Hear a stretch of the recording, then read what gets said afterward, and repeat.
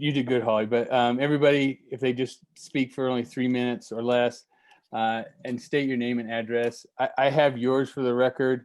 It's 6608 South Silver Oak Lane, right? Just showing Okay. to you. Okay. Oh, my husband can see it. And everyone else, direct your comments to the entire commission. Did good. Okay. And also note that the planning commission will not respond during the public comment period. Bye. Lisa. She's funny. Okay. Now she's gone. Let's move to McLean Strong.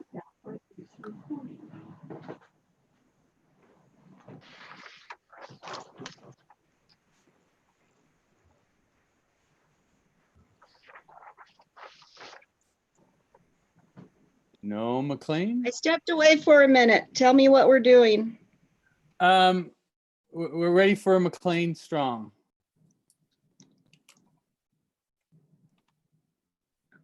I don't see.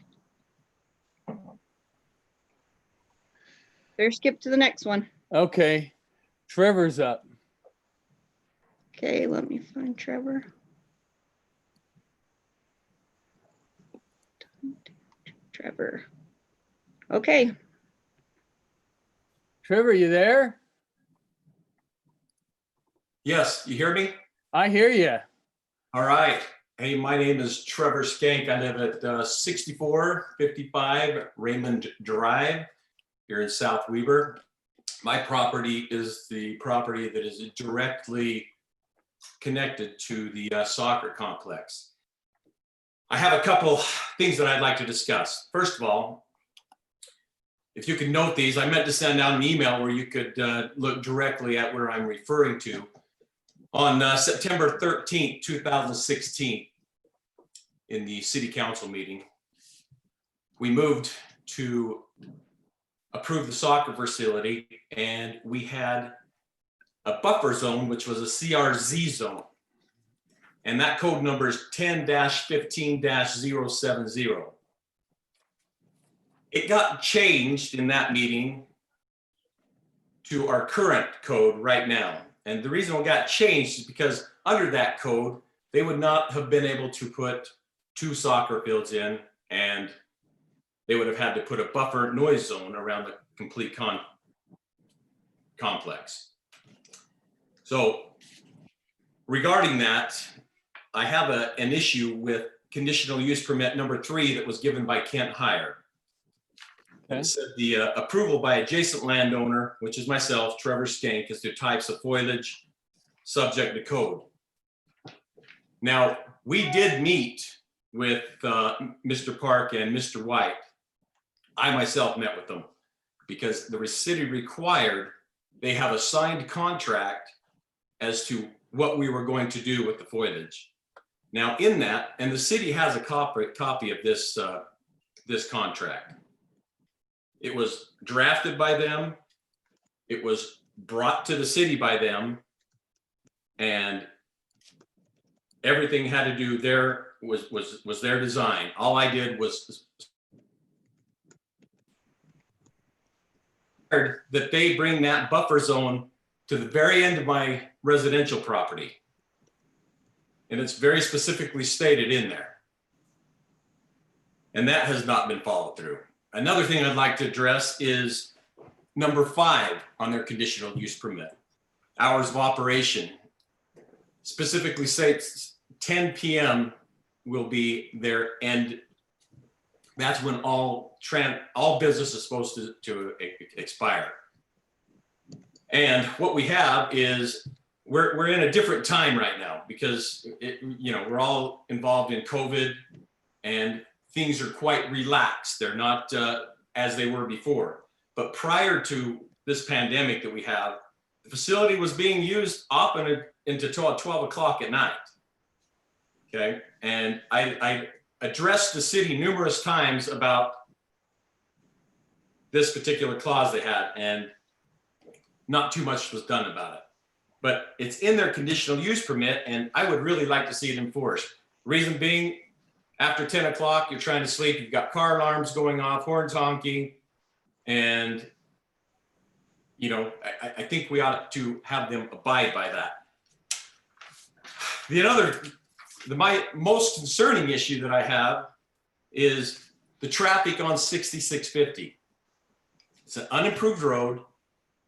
We knew that going into it. We knew it was a safety hazard. And we still permitted it under the assumption, which is, there were a lot of mistakes made here, under the assumption that they were going to route all traffic elsewhere, but not on 6650. Well, we do have improved roads come up, but we have a stretch of 6650 that is unimproved. And it's very much a safety hazard. And it's something that we need to address, relatively quick before we actually have a fatality or a serious injury on it. And those are my issues, and appreciate your time. Okay. Thanks, sir. Okay, up next is Kenny Carson. Where are you, Kenny? I see you on here.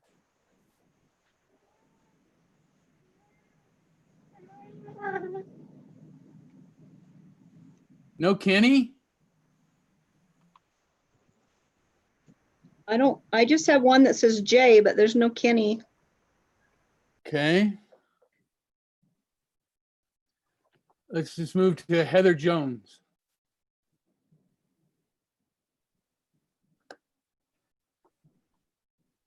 Anybody else there? Heather Jones? Anybody?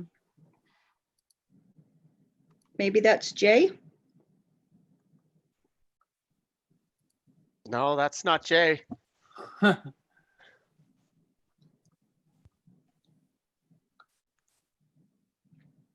All I right. don't see Heather. Nate Kendall. I saw Nate on here. Can you hear me? Yeah. Yeah, I wanted to address the traffic on 6650. I live on 6650. Address is 220 East. I'm the only house on 6650. My issue is almost every day, Monday through Saturday, when I get home from work, I am playing a cop, and I will stand out in the road telling people to slow down. When I'm not available to do that, I have called the city police and multiple times have requested police officers to sit out in front of my property and pull over people, which they have done. I have had people go about 60 miles an hour is the fastest. And within about a 40-minute time period on one Saturday, 4 tickets were given. It's extremely unsafe. And I'm always playing traffic cop out there. I think that with the soccer field being right here, they should be held accountable and rules should be enforced to use South Weber Drive rather than going down the old 6650 part, turning around, going back east because they didn't know that there was a turnaround, and then they speed through the new development. They hit the corner of my property on the southeast side, and they just gun it. I'm out there quite a bit. There's no sidewalks. The brand new blacktop pavement that they have paved on this, the south side of the road, that didn't do anything. It's barely enough for 2 cars to fit on there. So for a person to walk down that street and not to get hit by a passing vehicle, you have to make sure that that vehicle sees you all of the time. I'm out there all the time. Last Saturday, we actually counted how many players come down my street and turn into that soccer complex, and it's quite a bit. So I would like to bring that up to your attention and would like that resolved as soon as we can. Okay. Appreciate it. Thanks, Nate. Is there anybody else, Lisa, on your list? That's all I have on my list. They're not on my list, but I'm seeing people that have logged in. We have Sam it has- Sorensen. The requirement is they have to be logged in, or I have to by 5 p.m. have sent a message to you and Dave at the city to give us public comment. So, hey, this is Sam. Just real quick, Fred Gunderson and I are here. We were invited by Kim to discuss the Mountainside Plaza. I think that's number 6 on your agenda. Uh-huh. Okay. I think a couple other people that are on here, Tim and Jay, are probably here to discuss the same. Okay. So we'll leave you guys on if that's okay, and we've got another agenda item to get through. So that just leaves Tanya Jensen, I think. And she's not involved. She's on here. Yeah, I'm on here. I'm right here.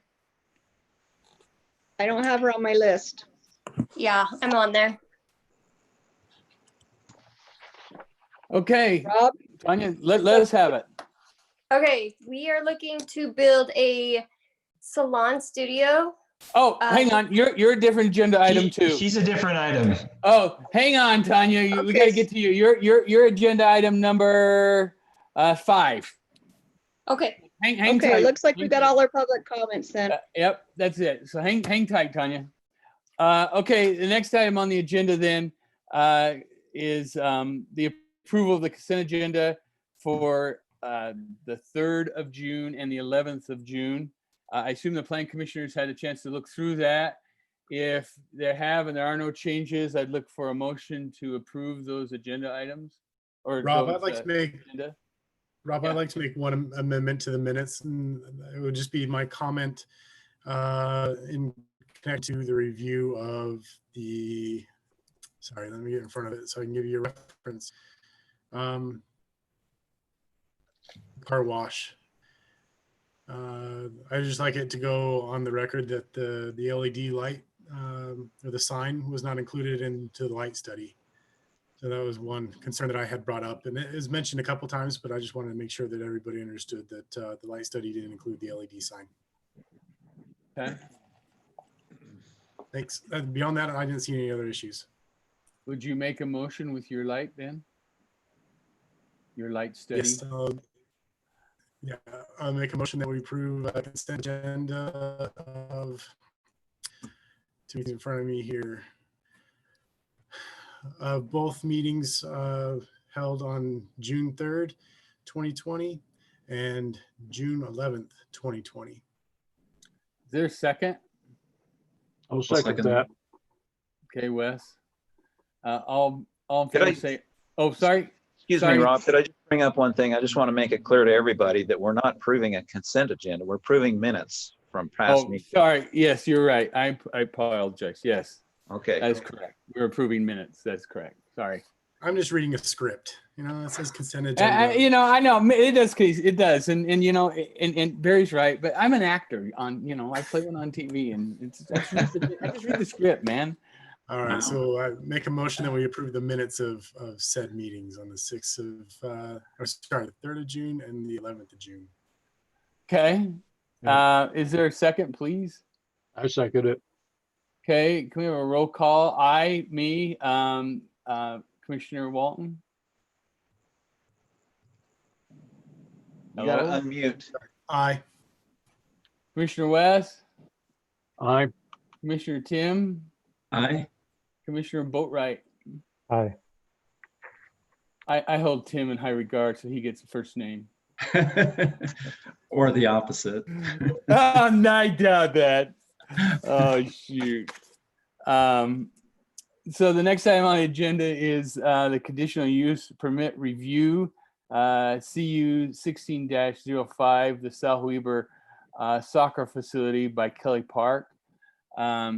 So I hope the commissioners had a chance to review the packet that showed the conditions for the soccer facility, and then also noted some of the issues from the public in the public comment section.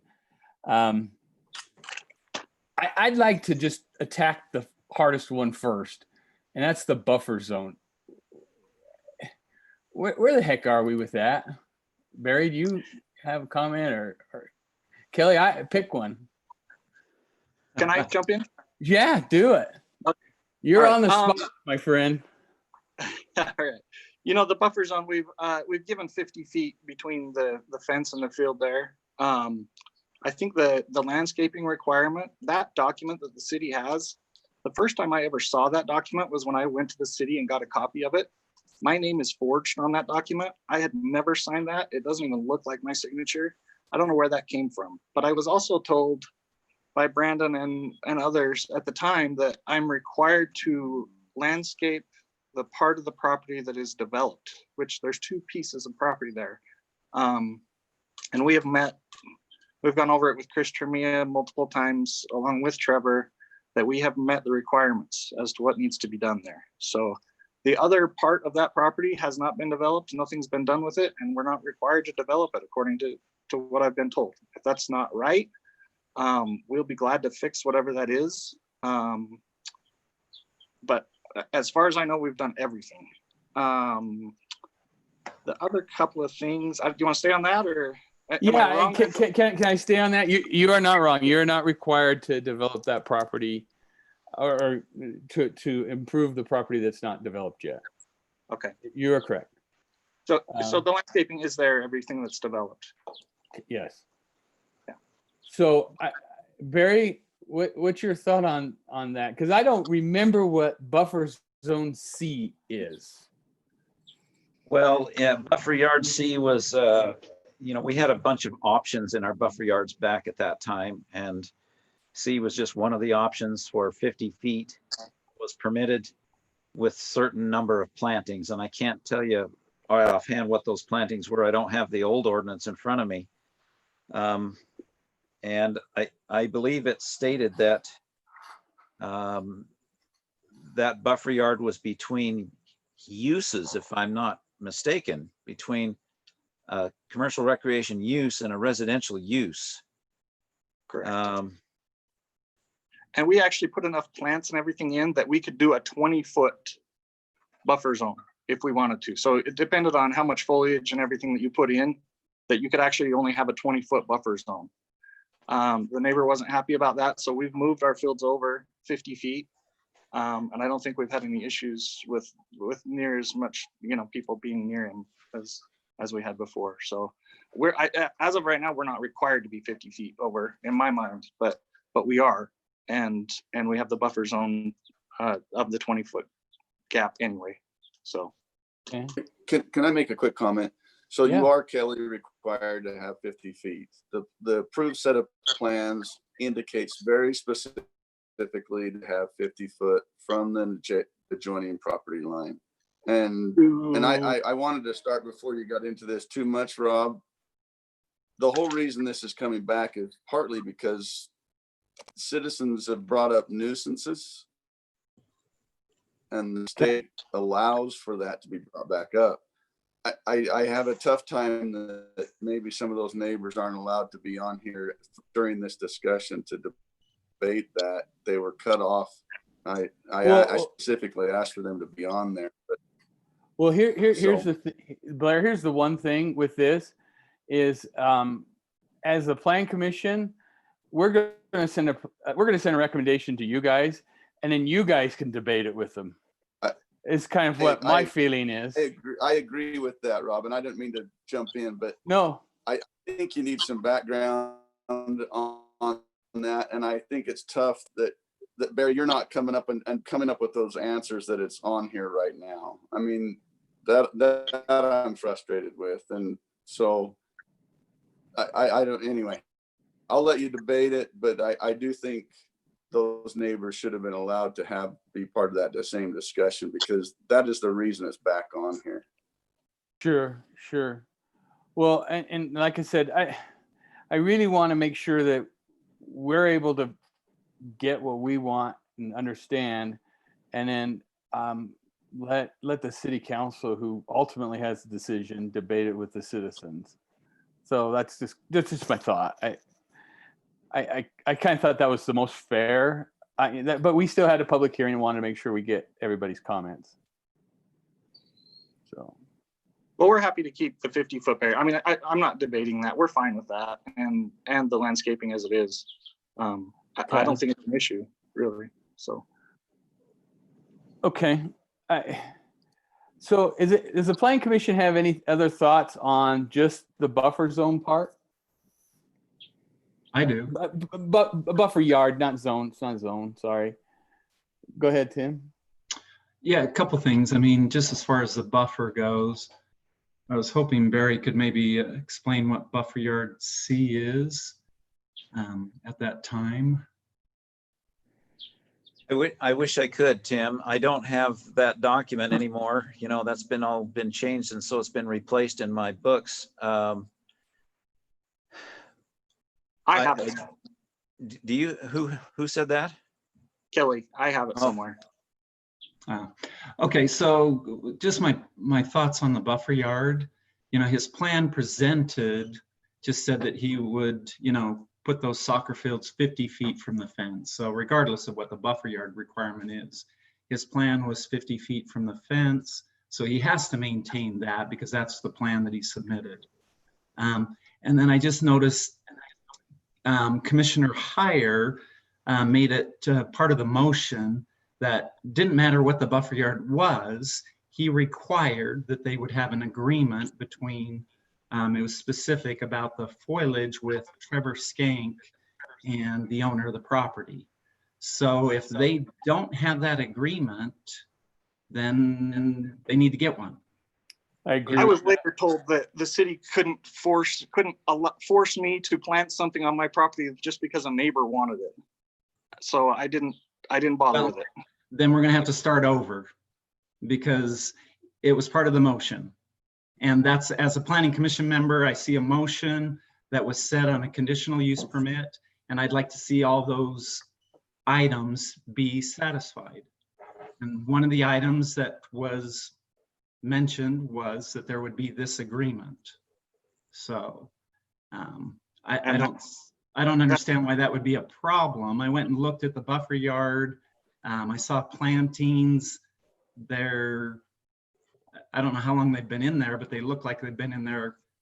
They're the size of brand new growth, and half of them, not half, but a percentage of them are dead. So I'm a little confused as to what this buffer yard is trying to do, because it hasn't grown. It's not being watered. It's dying. Nothing's happening there with this, the foliage that's referred to. So I'm confused. Where's this agreement? And there needs to be some plantings that are actually doing something, whether it's visual or something. Right now, nothing's happening with this foliage. So I'm confused. I mean, it gets watered with the grass. It is what I mean. That was. I can't make it grow, I guess. I don't know. Then you need to get some new plants because those plants are not growing. You've got dead ones. They should be removed and replaced.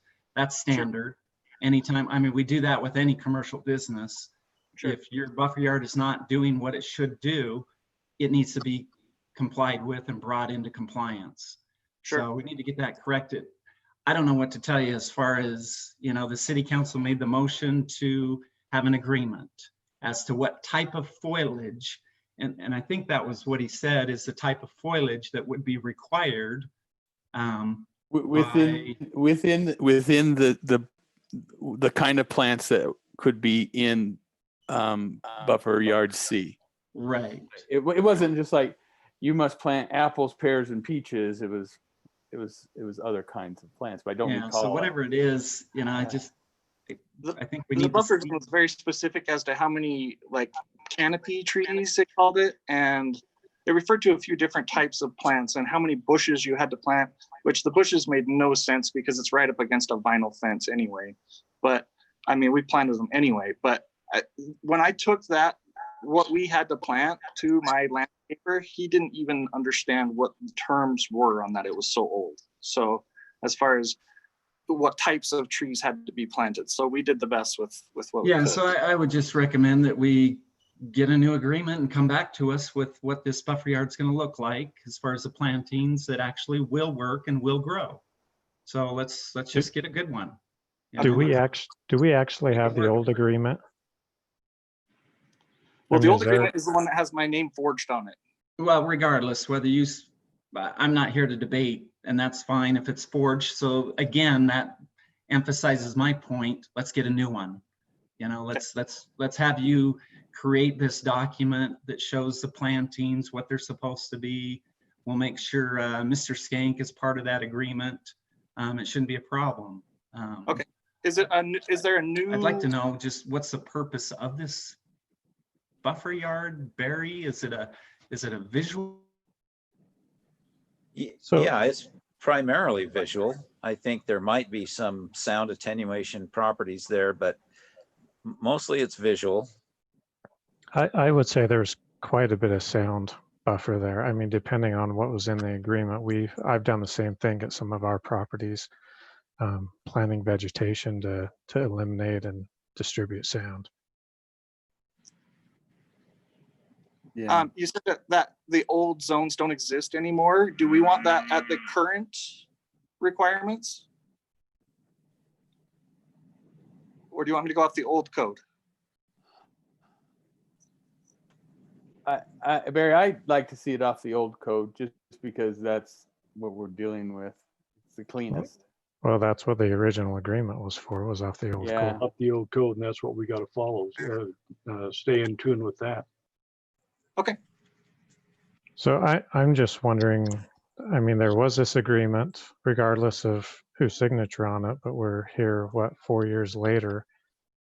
Why is this still an issue? Why wasn't it done? That's what I'm curious about.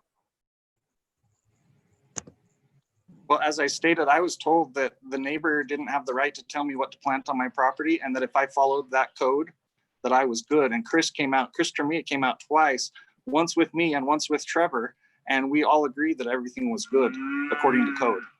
Was there any documentation with that? Absolutely. Chris will have it all. Yes. He recorded our conversations actually even. Sorry, I'm back. Okay. I'm having a Taylor Walton problem. I think I have too many people using Disney Plus or something. It was just that one time. Come on, let me move on. So So I just want to bring up one thing. Looking at the current ordinance for buffer yard landscaping, and just so we can have this in our minds as we're making this decision. So it says in the intent of the buffer yard landscaping, the intent of these requirements is to increase the compatibility of adjacent land uses and foster compatibility among different land uses by minimizing the harmful effects of noise, dust, and other debris, motor vehicle headlight glare, or other artificial light intrusions, and other objectionable activities or impacts conducted or created by the adjoining or nearby use. It then goes down a little bit further to talk about how there shall be one tree with mature height of at least 25 feet for every 20 feet of length of buffer yard or fraction thereof. And I bring that up because I'm partially remembering buffer yard C as being kind of difficult to understand. It seemed to me like there was a lot of different planting types, like we mentioned, that maybe didn't meet the intent of what we needed the buffer yard for. So I would just pose that maybe we don't go back to the old standard, that we look at this new buffer yard landscaping requirement and see if we can make this work following the intent of the ordinance. Sounds good to me. I couldn't agree more, because the old ordinance actually had stuff that said stuff like shrubs that will grow up to 3 feet tall and that type of stuff. And honestly, it doesn't do any good. I mean, it's not helping the neighbor at all to be right up against a 6-foot fence with a 3-foot shrub. It just doesn't make sense. I would rather plant some bigger trees that help block everything for them if possible. Right. Well, don't forget that the current buffer yard ordinance not only requires the trees, it requires a 6-foot masonry wall. Yeah, and I apologize. I didn't study up on this fully. I'm doing it on the fly. So I just saw that there would be a difference in the wall type. Yeah, there would be. So I'm not trying to tell you to go with current code or the old code, but there is that difference that it's not just in the plantings, it's in the type of fence or the wall. So I guess I like the other component of this is there's a failure to comply section, right? That we wrote into this to say that if there aren't, if buffer yard isn't implemented, that the business license could be revoked. So I don't think that was something in the old ordinance. At least I'm not seeing any teeth to either the conditional use permit or within the old ordinance. Is that correct, Barry? I'm not quite following you, Taylor. You're saying there was a provision that allowed the revocation if they did not comply? Yeah, so in the new code, Yeah. and this is section, sorry, Michelle, section 10-15-8, failure to comply. And it just states that, yeah, owners and operators of commercial property not landscaped or maintained as required may have the business license revoked. Oh, yes, you're absolutely right. So what are we trying to accomplish with this buffer yard in this particular area? Yeah. So just, I was asking the same question. I think of all the complaints or the public input that we've received, not complaints, but public input, it's light. And I think the public nuisances that I heard from David's letter was balls coming over the fences and people retrieving them. Correct me if I'm wrong, or if there's other nuisances that we need to take care of. But those are the two I heard. I think it's That's visual the main too. two. Because I've heard lots of people complain that they just don't like seeing the big white building there either. Okay, I mean that, yeah, I get that, but yeah, I get what you're saying, Gary, I really do, but I don't understand if a buffer yard would help eliminate the look of the building. No, but it would cover it up for the neighbors. They wouldn't see it. Depending on what's planted there, you know, and as he mentioned, a 3-foot bush isn't going to do anything, but a 20-foot tree would. Right, but we're talking about a space of like, I don't know, less than 100 feet. Yeah, it's a very small space. It's not going to block all the other neighbors' view of our building. Yeah, we only have one area that we can focus on as far as plantings. It's the approved residential area, buildable residential area. So, but again, if we can just focus on getting that repaired, those plantings, get that agreement in place as it was required by city council, I think that would help me as far as the buffer yard goes, as far as the plantings go. I mean, the other portion of the buffer was amended where they were required to put in that vinyl fence, a 6-foot fence. So I think that would be the other part of a buffer yard is the fencing, where they put in the vinyl. And so that just needs to be repaired because I just noticed it's got a lot of holes in it. So those need to be repaired, I would assume. So I mean, if we're going to enforce, yeah, there's some litigation coming on that. I've actually watched the person twice throwing rocks through it from the other side of the fence. So, and we've got some video as well. So that can be dealt with. Yeah, I mean, I walked along the fence and a number of the holes didn't go all the way through and they were damaged on the soccer side. So that's actually, I didn't. No, I have a video of it. Actually, they came over and did that too. So we have it.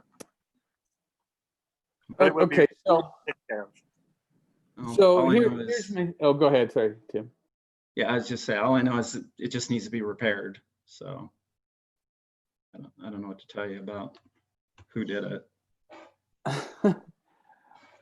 So is there a possibility, I mean, here's where the danger lies for the city, is the way I see it, is if we become the monitor of every residential every neighbor dispute there is, I don't know if we can do that. And so, but the only thing is we have is what was agreed upon and can we get that done? And so I guess what I'm asking Kelly, and of course I'd go back to Trevor too and say, okay, if we had a meeting of the minds and we could decide what plans needs to go into this 50-foot buffer yard and what kind of fence, can we make that happen? Or is all the parties so far apart that we can't do that? I'm fine with making it happen. I mean, I landscaped it up to requirements once. I'll do it again. I don't want to go through this every 2 years. And I've got somebody destroying my property from the other side of the property. And now I'm having to pay for that as well. So I'm really close to being done with the whole thing and just turning it over to my lawyer. And honestly, tonight is the last night that I'm going to be involved. Right. So I would love for it all to go away. I have no issues. I mean, I've left everything alone over there. So, but there's a lot going on. There's more going on than you guys know about. A lot. Sure. So, always is. And we're just gathering video from all the cameras and we're just building it all together. So that's all I can say. I mean, sure. I'm just trying to find, is there, I know there's a history of 4 years and that's unfortunate really, but is there an opportunity for a meeting without grabbing lawyers? Because that just makes nobody money really. And it makes problems for everybody. But I understand your frustration. Believe me, I get it. I understand what you're going through, and I also understand Trevor's frustration too. Yeah, like I said, we met with Chris once and did that. I mean, if you want to get the notes or the recording from him that said everything is good, that we both agreed everything as is was good, then that would probably be helpful. But if we need to do it again, I'll do it one more time. But I'm not going to do this every 2 years. I mean, Chris has it all. I get it. Okay.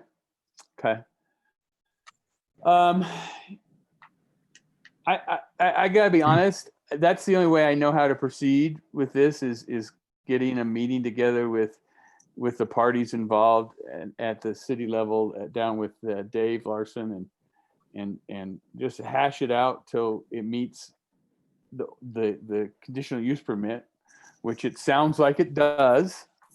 Other than dead trees, we got to replace dead trees. I even replace dead trees, and they're not cheap. I get it, but just to keep the buffer yard going. Does that sound like something reasonable with the commission?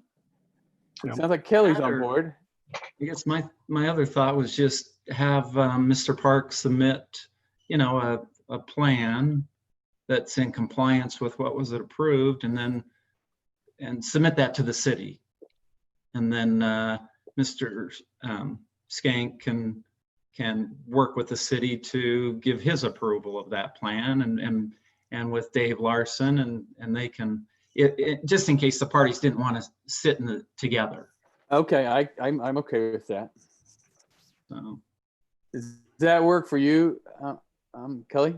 I'm good either way. I really don't care. I'll sit with anybody. I mean, I don't think Tim's talking about a engineered plan. I think he's talking about on a piece of paper. No.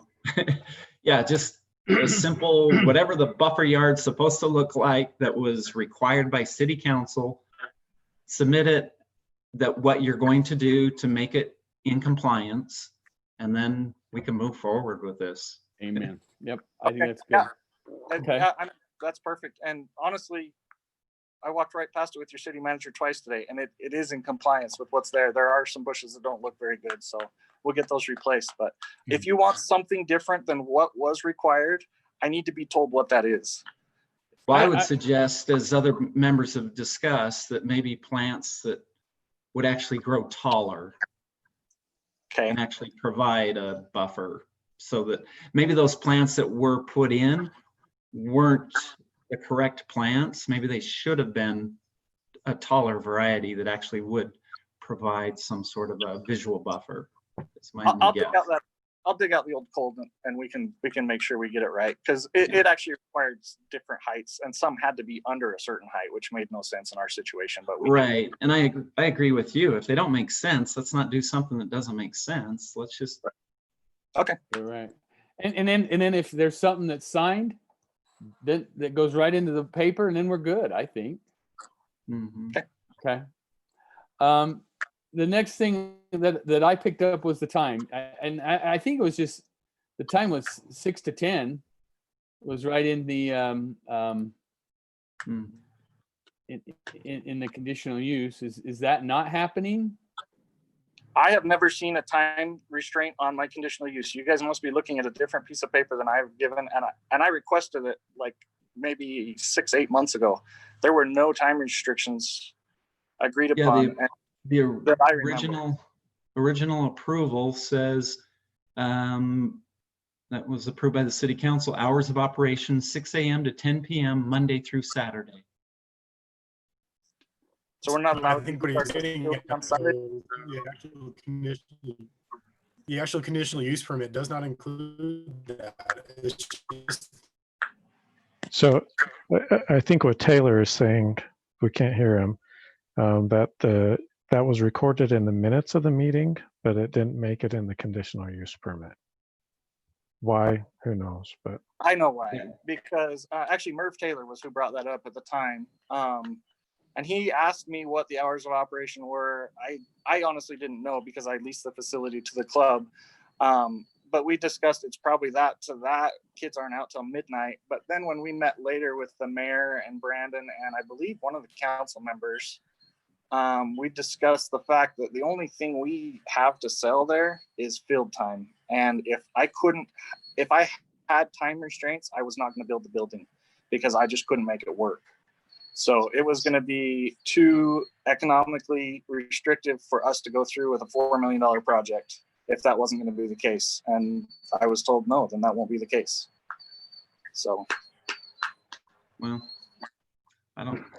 And you're right. It's not in the conditional use that we approved. It's just in the minutes of the meeting. Well, that's the approval by city council. There's the that's hours true. of operation. Yeah. Where did I see that? I'm trying to look for it, and I apologize. I'm listening and looking at this. Why it wasn't physically typed on the conditional use, I don't know, but it was actually approved with those hours of operation. Rob, can I jump in here? Yeah. So I think there's some confusion because there was the original conditional use permit that was issued and there was no real written document ever created. And that might be the meeting minutes that you guys are talking about, but when it was reviewed and went through planning commission and city council again the second time, there was a draft of the CUP written out that went before both bodies, and that's the version that you have in your packet. And that version's the one that's dated. It's not dated. Why is it not dated?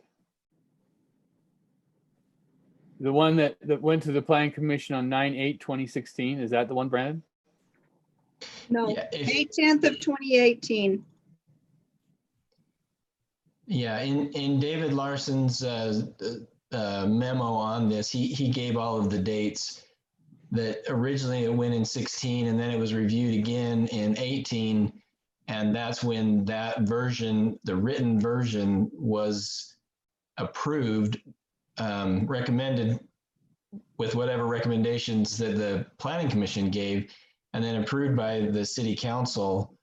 And so I guess when Kelly says he's not aware of any time restrictions, that I'm not putting words in his mouth, but I believe that's what he's talking about, because that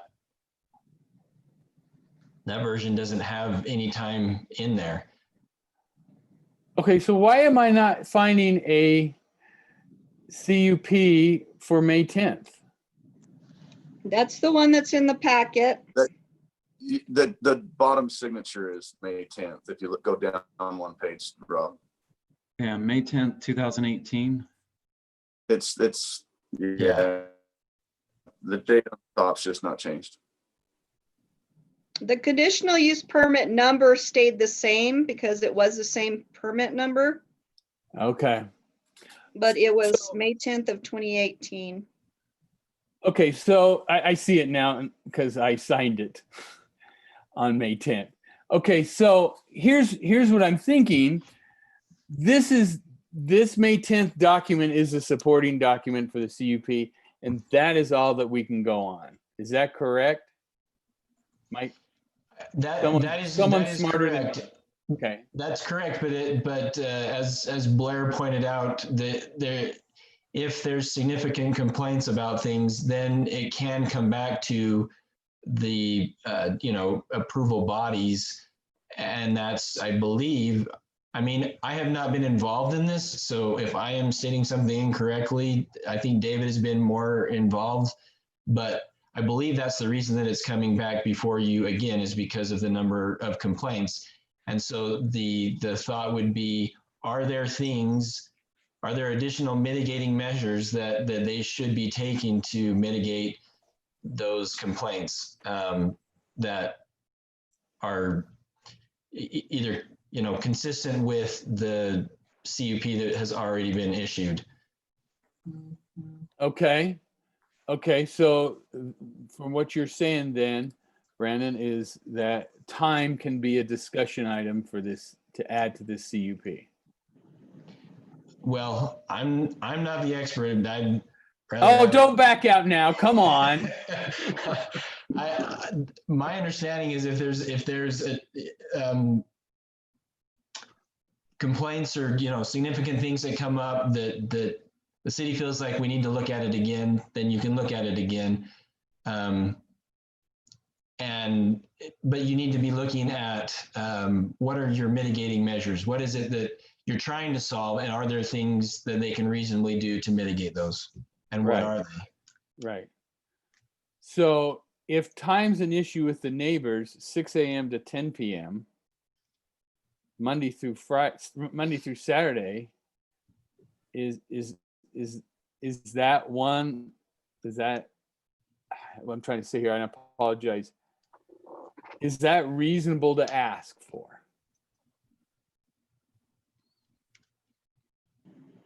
What's the issue that you're trying to mitigate? Well, that's a great question. Thank you. Is there a problem with the time? I don't know. Kelly's telling me, yeah, I need it 7 days a week, 24 hours a day, more or less, because of all I can do is sell time, which I get. But I mean, remember, we also put a time restraint on the car wash. So I mean, we're not there 24 hours a day, obviously. I know, right. I mean, if we're after 10 o'clock, it's a rarity. I mean, we're training kids that are in school, and obviously outside we're not, because it's dark. But if we're there, we're inside the building. I mean, I understand there's cars pulling into the parking lot that are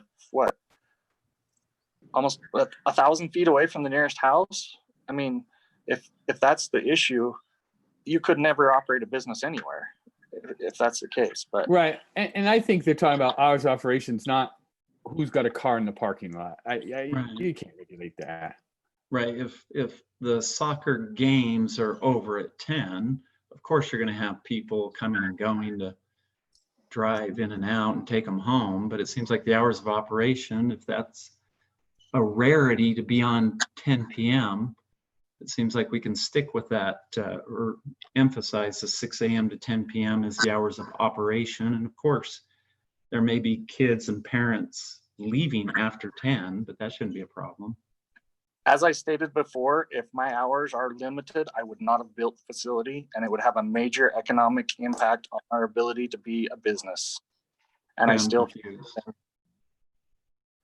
But saying 6 to 10 p.m., 6 a.m. to 10 p.m., is that limiting to you? Sure. Yeah, I could run men's leagues or something at night after that, or I could, and not to be able to use my building on Sunday. Why is that? That doesn't make any sense to me at all. Right. So, yeah, I wouldn't have done it. I said it then, and I'm telling you, it would have ended the project. We would not have done it. I would have sold it down. Do you have leagues after 10 now? No, we don't. But man, if this year doesn't show you, you never know what you need. I mean, we can't even hardly have anybody in the building still. I mean, we can only have very few people. We can't have any parents in there. I mean, you know, due to the COVID stuff, but. I guess I'm confused. I am too, because it was clearly discussed in the minutes and put in there, and now here we are 4 years later, Yeah. still arguing And- this. I don't understand it. And the project in its initial presentation, from what I'm reading, says it was a practice facility. So before the building was even constructed, they knew the intent was practice facility, only a couple fields outside, hours of operation, all of that was discussed. And now suddenly we're looking to expand that, which I don't know that that's an issue or a problem, should we decide that it can be expanded. But right now, I don't know that that's our. Well, the conditional use permit that was Discussion. in 2018 is what changed that, right? I mean, it was not included on that because of that, because all of that had been agreed upon. And the council approved that, the planning commission approved that. That's why none of that stuff was actually in the written conditional use permit, because it had been rediscussed and changed and decided that it didn't need to be there. Yeah, I don't think I agree with that. Brandon, is that not what you just basically said? Yes. Yeah, that's my memory. I'd have to go back, I guess, and listen to meeting minutes and both meetings, you know, both times it came before those approval bodies to be sure. But just if you're asking for what I recall, that's what I recall, is that it had two different times that it came before. The first time was when you actually build the building and the site improvements. And then there were concerns that had come up and there wasn't a good written version. And so it went before both bodies again to get a good written version. And I don't remember all the details of everything that was discussed, but the one that, at least my understanding would be that they are required to follow is the 2018 version, the one that's in your packets. Okay. All right. So the whole reason we're here for this review is because neighbors have said there's problems with balls, there's broken fences, there's buffer yard, and noise. Okay. And traffic. And Can I traffic. clarify that a little bit? So in our packet, we just have been told by David that neighboring residents of the facility have expressed concerns regarding the facility operations, including but not limited to noise on the outdoor fields and trespassing to retrieve balls. So unless we know all the concerns, how do we mitigate them? So Right. I guess to Blair's point, we need more information before we can reasonably move forward on this. I agree with that, because I am not going down this rabbit hole of trying to discuss times. I'm just not interested in that. That's crazy talk. I want to talk about what the real problems are. What the real problems are the buffer zone, and it's because of the noise. Although F-35s are pretty noisy, but I don't know what the difference between that and a soccer ball is. But that's what I really want to see, if there's a problem here, and that's the reason for the approval of the conditional use permit or the continuation of it. So from my perspective, Rob, being the newest member here, I was not here when all this was started. And so I would really want to see a lot more documentation included in a future packet to really piece the story together. It's not that I don't trust Brandon, you know, I do, but, you know, a memory, you can't base a decision on that. We need to have some documentation, and really that would be helpful for me anyway. It'd also be good if we had a timeline of what was accomplished at what time, and be able to put everything out. You know, planning commission did this on this date, city council did this, planning commission did this, then the city council, and then see, you know, where we're falling apart or what's happening out there. Let's give it in a timeline. I agree, Gary, too, that I want evidence. Bring evidence. I want evidence. I don't want he said, she said, maybe it did. I think about it. So here's my recommendation is let's table this and let's have a discussion. One of us go and let's work with Dave. Let's get all the documentation we need. Let's get advice from our legal folks, because where's this really going? Are we going to shut down this soccer complex? I don't think so. That's not going to happen, right? It's just not. You can't do that. And so we got to figure out what these real problems are, and then solve those real problems the best we can. Traffic, being the last thing I wrote down here on 6650, that's an enforcement problem. I don't know where Mr. Park has anything to do with what the traffic is on 6650. Rob, I just hang on. So that's an enforcement. We got to get Davis County sheriffs out there to enforce the problem. It's not necessarily the soccer complex's problem. We Rob, can help. on the 6650. One of the things we can do to resolve the issue of people cutting through Old Maple Farms and stuff is move the Jersey barriers about 100 feet to the west, so that the people from the soccer complex can't go through Old Maple Farms. And that was what I suggested when this was brought up. And we ended up putting the Jersey barriers where they're now located, which allows the people from the soccer complex to go through Old Maple Farms. And if we were to move it to the west of the Silver Oaks Lane intersection, they wouldn't be able to go through there. And that would be something that the city could do, is just remove those barriers or just move them further to the west. And that would resolve the issue of the traffic along 6650 and in Old Maple Farms. But that would violate our ordinance about having more than 30 units on a one access, with a one access situation. That's the reason that comes out. They'd have two accesses. They'd have 6650. They would have Silver Oak Lane and then Old Maple Farms. There's just a complete loop through there that they'd be able to have two access. Coming off of 475, you only have one access at that point. And if you move the barrier to the west of Silver Oak Lane, that would allow Silver Oak Lane to access 6650, and that gives them a second access. Gotcha. And the other issue that somebody brought up about putting sidewalks in there on 6650, I talked to the vast majority of the people along there when we were discussing this and talking about widening it. And the vast majority of the people did not want 6650 widened. Some of the issues, if it was widened, it would be a taking on private property, and it also some of the houses in there would not meet the setback conditions established by the city.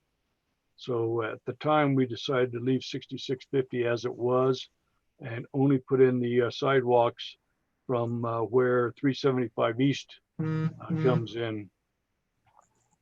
Okay, so I hear what you're saying, Wes, and I appreciate that. I do. I don't want to turn this into a 6650 discussion, because we did that 2 years ago or 3 years ago, and it was a nightmare to say the least. But it's I think we've decided with a good solution. Yeah, we've decided what we wanted to do there. I think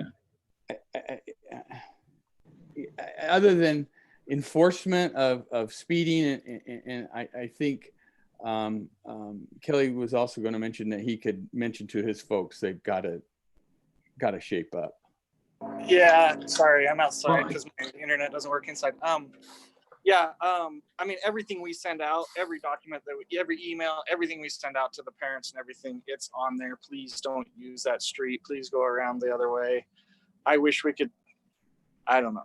I wish we could force people to drive a certain way, but we're trying. We really are. for that neighborhood. It's terrible to have that many cars coming through that little tiny street. And if Yeah. we move the Jersey barriers, they wouldn't be going that way.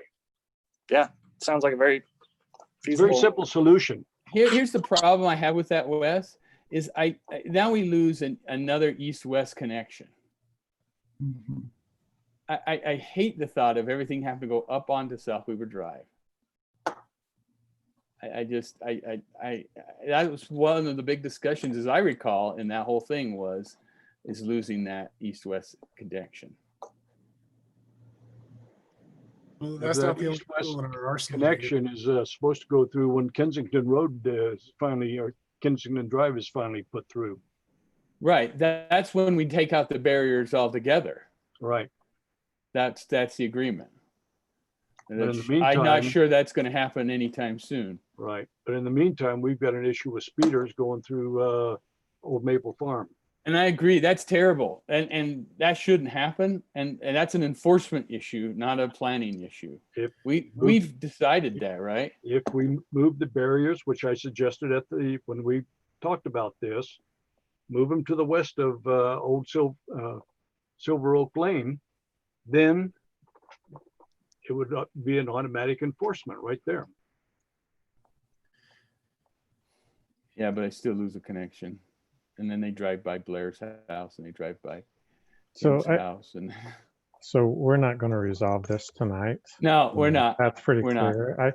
I agree. I think we should table this, get some more documentation, and allow the neighbors there to give us some more feedback.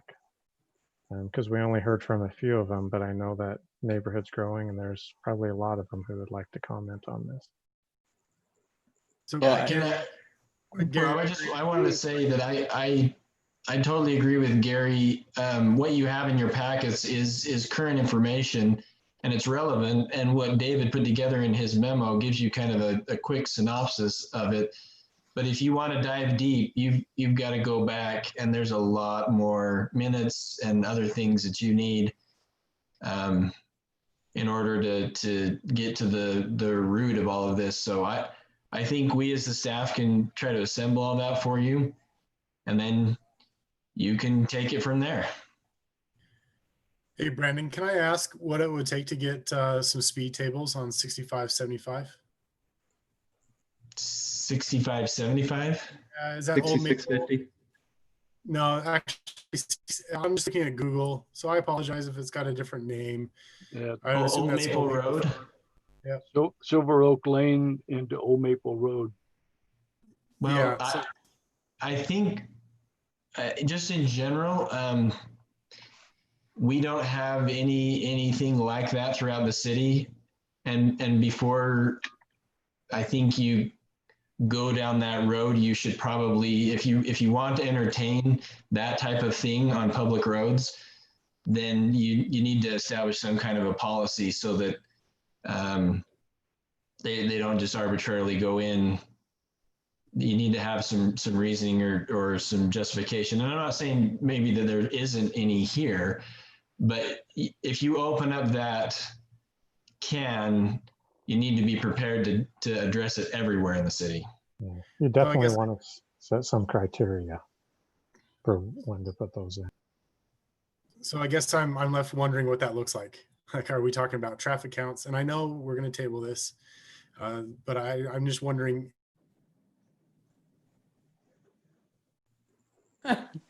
His Disney Plus is wondering caught too. up with him. I guess what you're trying to address is speeding, right? That's the issue that you're trying to solve by doing something like speed tables or something like that. That's a common concern that's raised throughout the city. So if you want to go down that road of things like that, then I just think it needs to be a broader discussion. Okay. I want to stick to the complex, the soccer complex. And I think, I hate to just say it so casually, but it is an enforcement issue. It's the road is there. The roads are what they are. But it's an enforcement issue. But what I would like to see from you guys, Brandon, is here is the CUP. It's this, and this, whatever it is, how many numbers, and is it all been happening, and then are we good? That's it. This should not be an hour discussion on this. It's craziness. And so I want it boxed and simple. Is that possible? No. Simple for Well, it's Brandon. possible. I think that's kind of what David already gave you. Was in his memo was a fairly brief summary. A lot of the issues that have been raised tonight, just from what I'm hearing, go back to what was said in some of the original meetings. What felt like, at least from some people's perspective, that was agreed to. And it's kind of the same issues that I thought we had addressed in 2018, the whole reason that it was brought up again in 18. But again, if that hasn't been fully resolved, then we can do another review. I don't want to get clear down 2 years again and start all over this. I want a document that has everything on it that everybody signs and we're done. Okay, that's, and everybody agrees to. I just, this whole, Rob, this piece here, this piece there, I can't deal with that. Rob, I think that's what Dave Larson presented, though. The 2018, it's fairly concise. It's very specific. If we agree with, they took the 2016 minutes and the decision and kind of revamped it and created this 2018 document, Larson gave us that, and we have it. I appreciate what you're saying, but the problem is Kelly Park saying, nope, that isn't a document I signed. And so, Well, we were referring to the 2016. Yeah. Yeah. I was referring to the landscape agreement with the neighbor. That's all 2016. Oh, okay, I misunderstood. I apologize. That's all. The hours of operation, the landscape agreement, those things are all 2016. 2018 is the revamp, and Dave Larson gave us that. And and really the only issue that comes up in the 2018 is, is he meeting the requirements of the buffer yard? And it says not completed. There's some things, some plants that have died. They don't seem to have complied quite with what was required in the buffer yard. And so there needs to be some adjustment there from the 2018 document. That's about the only thing I'm seeing is an issue. Well, if that's what we're doing, Tim, I'm okay with that. Then let's just vote on saying, hey, you got to clean up the buffer yard. Let's get the trees that are proper, that cuts down on the noise, and we're done, right? No, we're not done though. So because residents have brought forth complaints. Okay. Now that may not deal with the owner. That may be complaints that the city needs to look at. And we need to maybe give a recommendation to the city that, oh yeah, the owner's in compliance. They just need to fix this and this and this. But the city, we also recommend, needs to look at these other things. And I do have an issue with the traffic. I think that's a big deal. And I don't think it's just a enforcement issue, because we're dealing with volumes of traffic that are exceeding what we thought would be there. So that becomes not necessarily the owner's problem because he's complying with the conditional use. It becomes a city problem where we say, you know what? We are impacting this adjacent neighborhood more than we thought we were going to. And we recommend that, we need to have traffic be one-dimensional in certain areas because it's impacting this particular neighborhood in a certain way that wasn't anticipated. And so that's where it does involve the conditional use and the complaints and the review, but it may be a solution that doesn't actually impact the owner that received a conditional use permit. It may impact the city to make changes to the road. You know, I looked at the 6650. There's no speed limit even posted on 6650 that they're using. Or on Silver Lake, you know, there's no speed limit on that short little section of road. So there's some things there. We're impacting those remaining streets greater than we anticipated, and there's no sidewalk until we get sidewalk, until roads are brought up to standard, because there is a master plan to have Old Maple go all the way through to South Weber Drive. It will have the width, it'll have the sidewalks, and then it does become more of an enforcement issue unless we start having even more traffic going to that soccer complex. And again, it affects the neighborhood. It becomes detrimental, which is a very key word. When it becomes detrimental to an adjacent area, whether it's by, you know, the use or aesthetics or some sort, then it becomes the city needs to evaluate those things. And I think that's where we're at, is we've got a soccer complex that may be exceeding what was anticipating as far as traffic goes. And we do have a small section of road that can't handle really anything. We saved 99% of the homes on 6650 by putting a temporary dead end, but we still have one homeowner that's on the remaining portion of 6650 with no sidewalks. So, you know, are there some solutions there? Can we divert South Weber Drive traffic from going down that portion, but not close it, because we do want that flow? You know, there's some thought that could happen there. So that's my only thought is we have a couple of things to discuss and recommend to City Council based on the use, based on complaints, and there seems to be maybe some things as far as compliance with the 2018 document that Mr. Park has indicated that he's willing to look at and review. So those are my thoughts. Appreciate that. So what's with your thoughts? What's your thought on the next step? I would like to, you know, take some time and review what's the possible, well, along the lines of what some of the others, you know, Gary was talking about. We need a little more information as to what's actually happening out there. Is it, just as you said, Rob, is it only an enforcement issue, or are there some detrimental things going on? And we need a little more information as to what are the problems, the safety. I don't know if a whole lot of research is going to need to happen, because we understand what sidewalks can do. If we've got people using a street that's very narrow and there's a lot of traffic, I would say we just need to discuss what's the possibility of correcting that. We've got a lot more traffic to this soccer complex. The soccer complex isn't going away. So let's see if we can work with it and make it so it works with that adjacent neighborhood a whole lot better than it currently is, at least according to the complaints. And let's have a little bit more information regarding the complaints. We want to make sure we have really good, solid information there.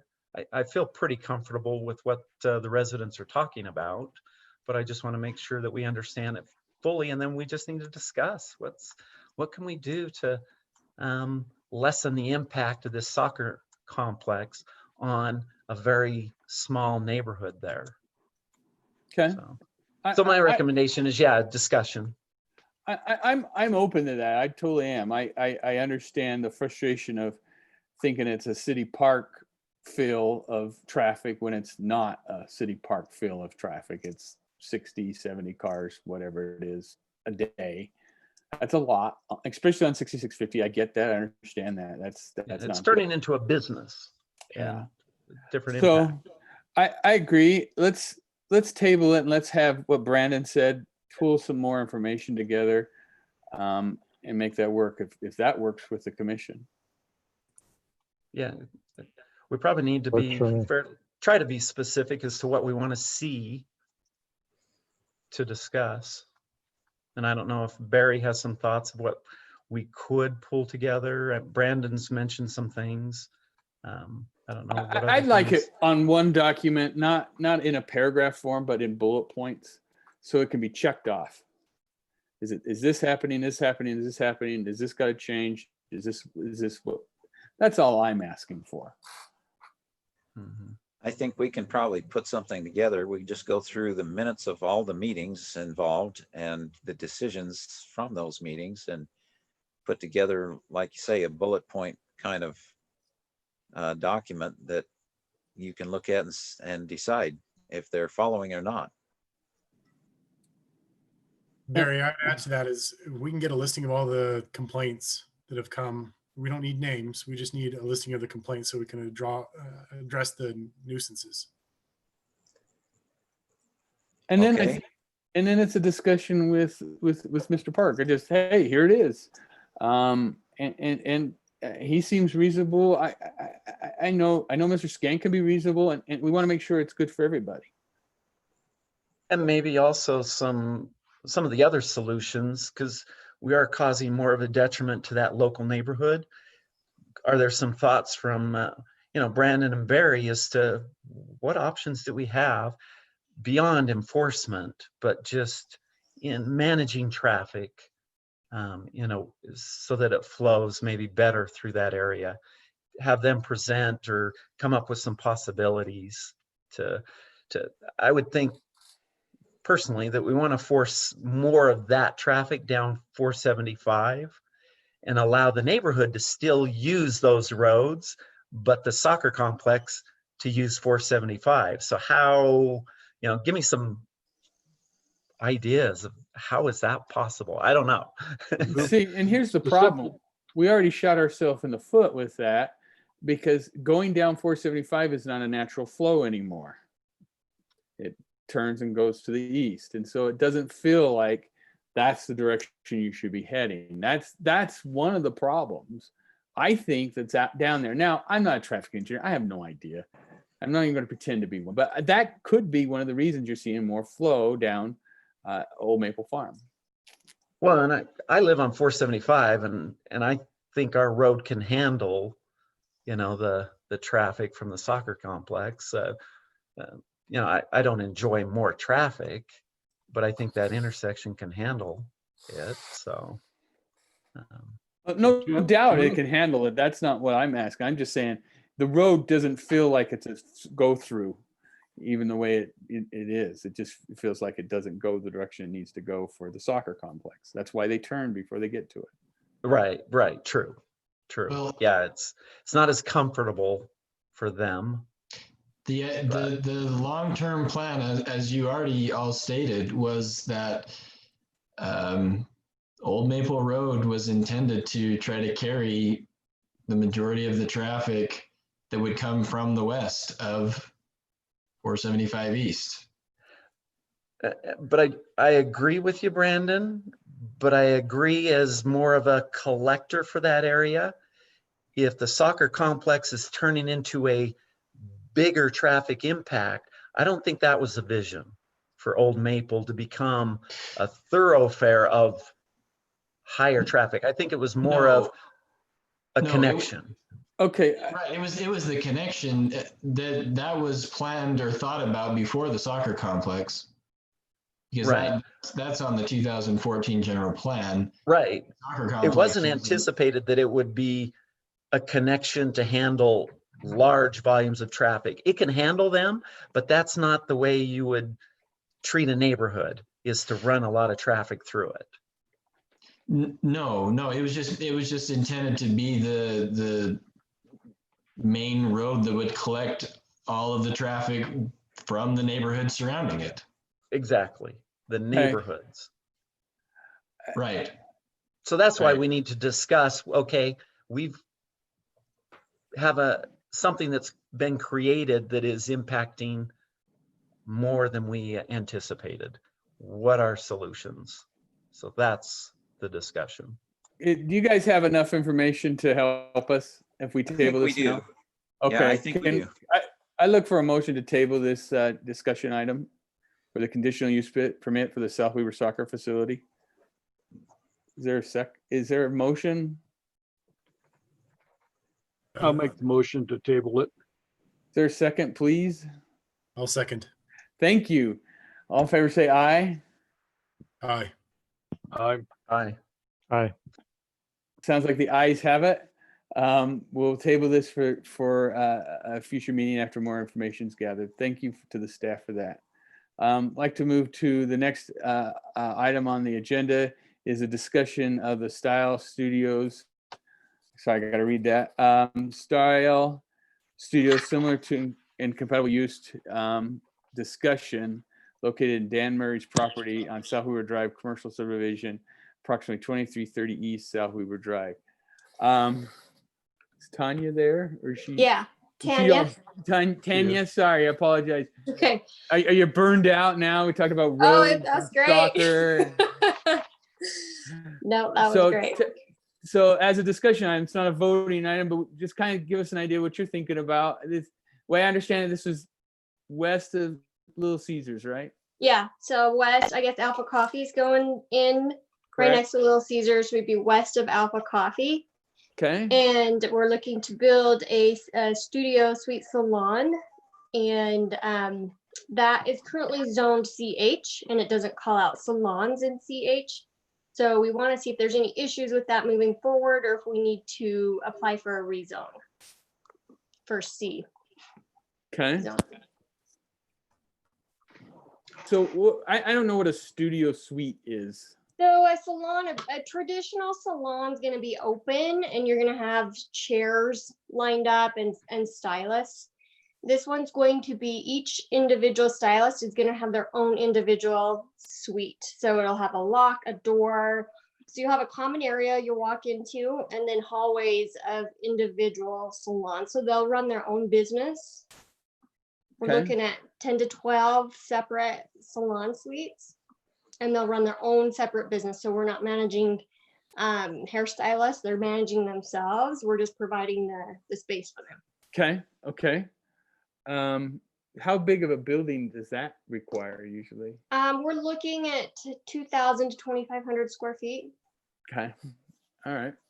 That makes that easy. Planning Commission, any comments? Barry, do you not see salons fitting in any No. parameter there? That's not the problem. The problem, Tim, is that it's just not, those kinds of personal services are not called out in the CH zone. So just like we did with the therapy office and the State Farm office, we've had to consider them, the Planning Commission has had to make a determination that they are similar and compatible uses because in the CH zone, there is that provision under the permitted uses that if the Planning Commission feels something is similar and compatible, they can allow it. The Jensens in this case are seeking that determination up front before they spend a whole lot of money designing something and without any knowledge or guarantee that it's going to be permitted in that zone. Or do they need to go for a rezone to the C zone, which does call out those kinds of uses as permitted uses? So do you see the salons being compatible and similar to what in the CH? To the other permitted uses in the CH zone. You don't have one that's specific? Well, no, nothing specific like Burley Burger, like Little Caesars, like Maverick. Okay.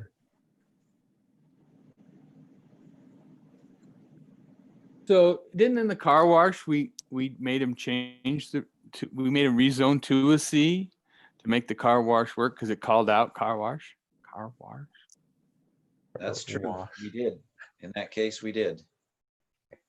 In the case of the insurance office and the therapy office, we did not.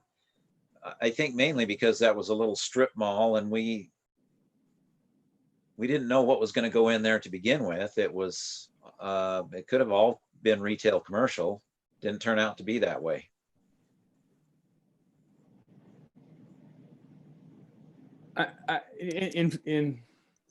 In trying to stay consistent, I'd like to just have it rezoned to C. because that's what we've done before, that calls it out salon specifically versus trying to do this another way. Is that, you see a problem with that, Barry? No, not particular. Well, the only problem I see is Dan Murray, the owner of the property, the current owner of the property, would rather that it remain CH. He isn't on with us tonight, but he did state that to us when we had a concept committee meeting. Can I say something here? Sure. I think the other thing that you want to consider is the parcel that we'll have will be just a little over a half acre. So if you take that strip of land that Dan Murray owns currently, and let's say you just rezone just that half acre, and then on the other side of us, you got CH, that will continue. The other thing that we're considering is, as we design and build it out, to build or to put the building in such a place that if in the future, let's say, 10 years down the road, 20 years down the road, whatever, we decided, oh, instead of being a salon suite, let's put in a restaurant, right? So just put the building far enough to the side to where there could potentially be a drive-through in the future. And if that's the case, then you're kind of back to the CH issue. So just to kind of keep those things in mind as you're considering which direction you want us to go. And if we have to rezone it, that obviously we may reconsider how we design that too. So, I mean, my thought is we want that to be CH in that area.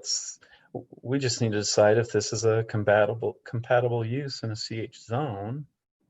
If we start changing it to C zone, then we're inviting everything else that's in the C zone also, and excluding anything in the future that might be CH for there. What's in the C zone? Compatible use.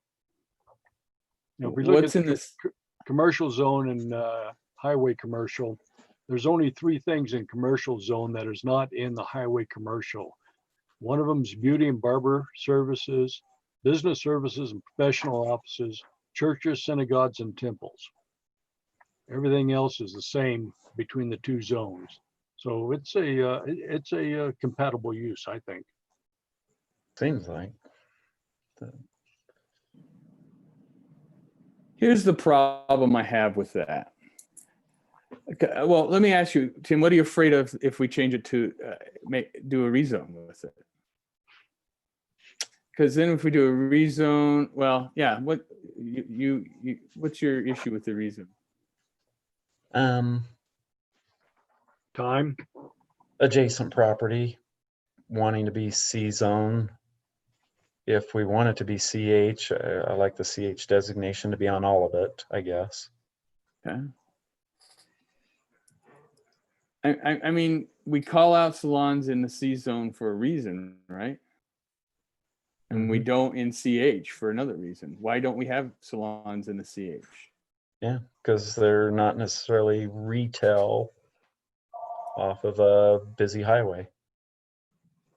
But so the physical therapy isn't either. I wouldn't consider it the same, but it is a type of service.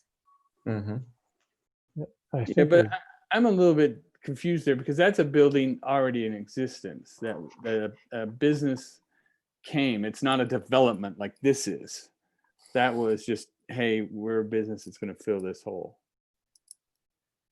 That's why that was approved that way. But this is a development. This is a developed piece.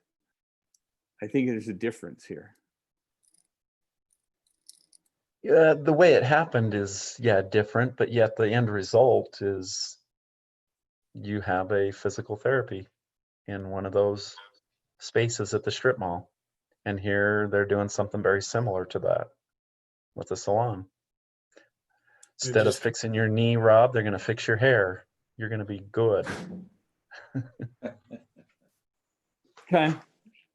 Yeah, I think we have precedent, 2 precedents that we could follow.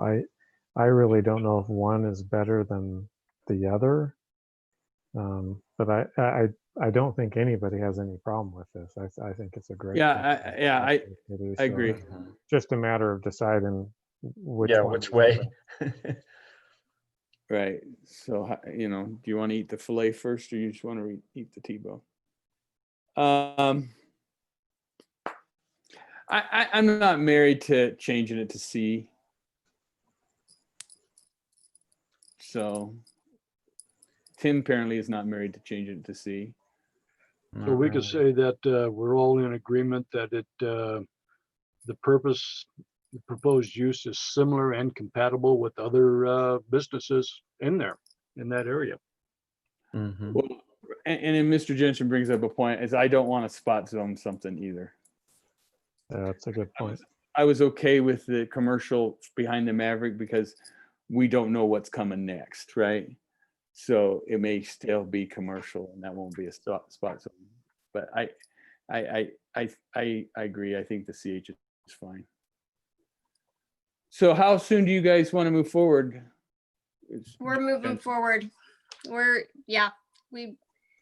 We are working on getting it subdivided. Well, Dan Murray is working on getting it subdivided, and yeah, we've got the land under contract. So as long as everything gets approved through the city, we're as fast as we can.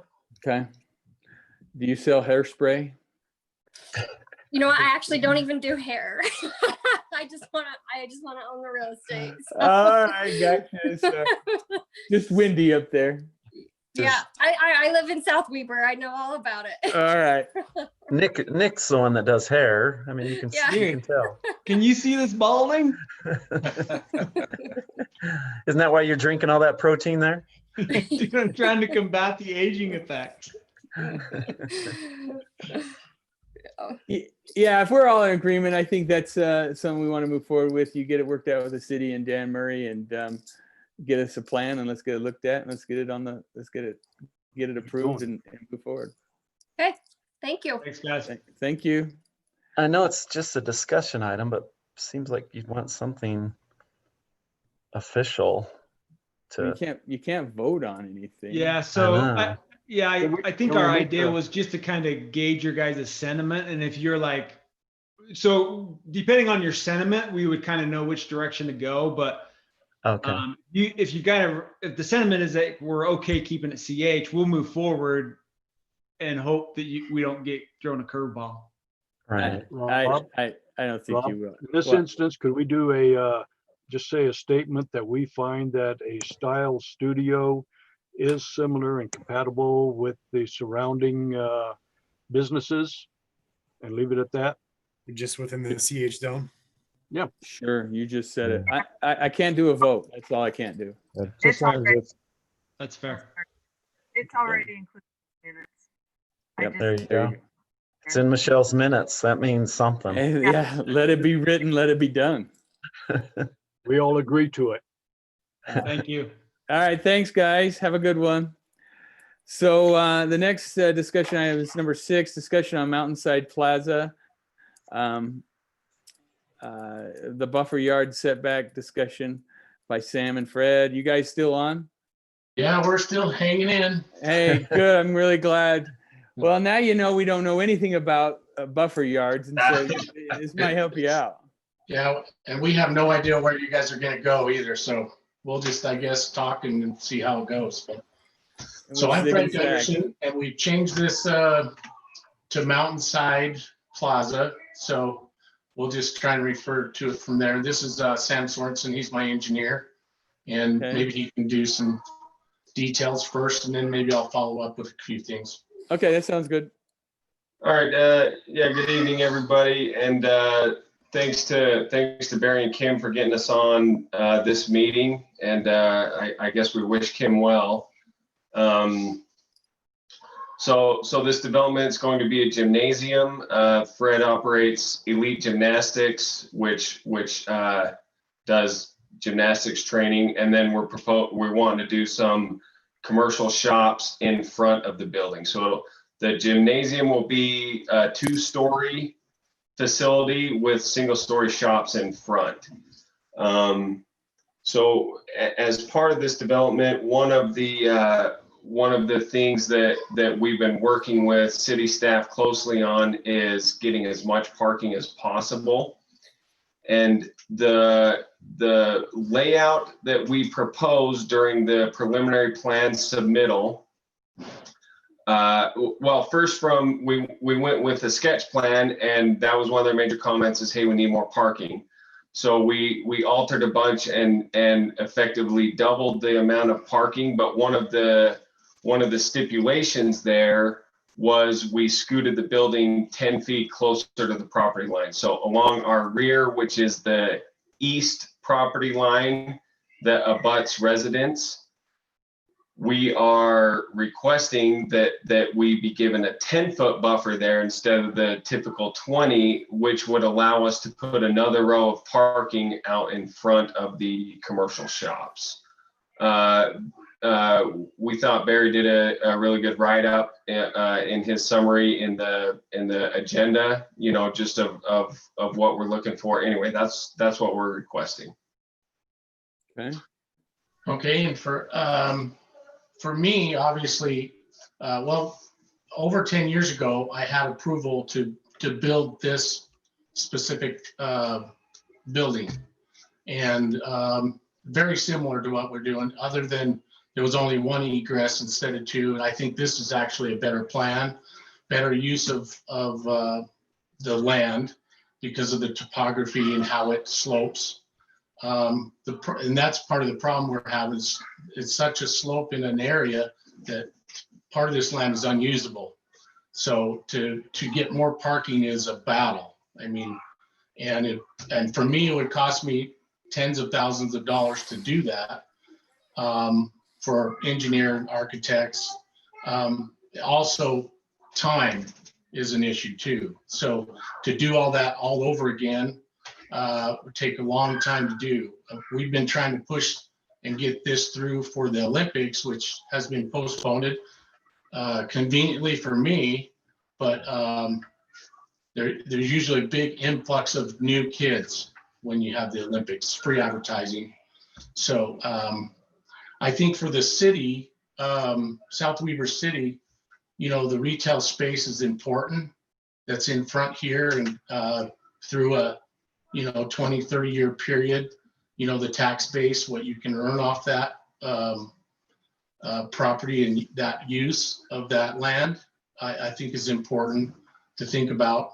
Also, we think that we'd lose 10, maybe 10 things of parking, that one of those front rows of parking if we don't have that extra 10 feet.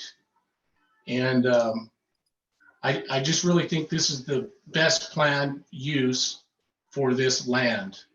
And I think that's a consideration or intent of the city planners to kind of help along with that. So that's kind of where we're at with this. So. Okay. So, I mean, did you guys get permission from the surrounding neighbors? What's their temperature on that?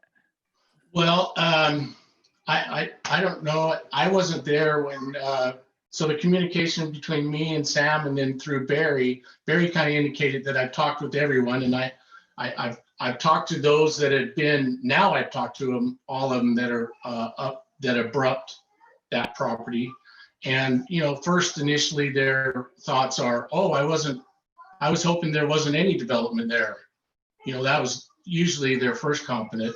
And then after that, it's like, okay, so how tall is the building again?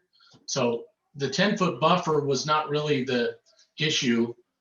They have lighting concerns, secondary water concerns, things that are going to be addressed as we go through this final phase.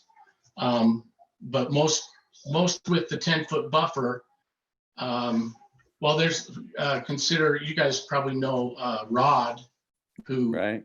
He's directly behind a portion of the building that's there.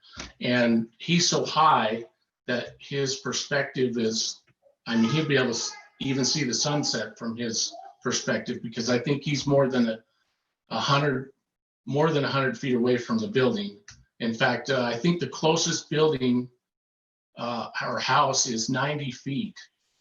And then most of them are 120 plus. Let's see.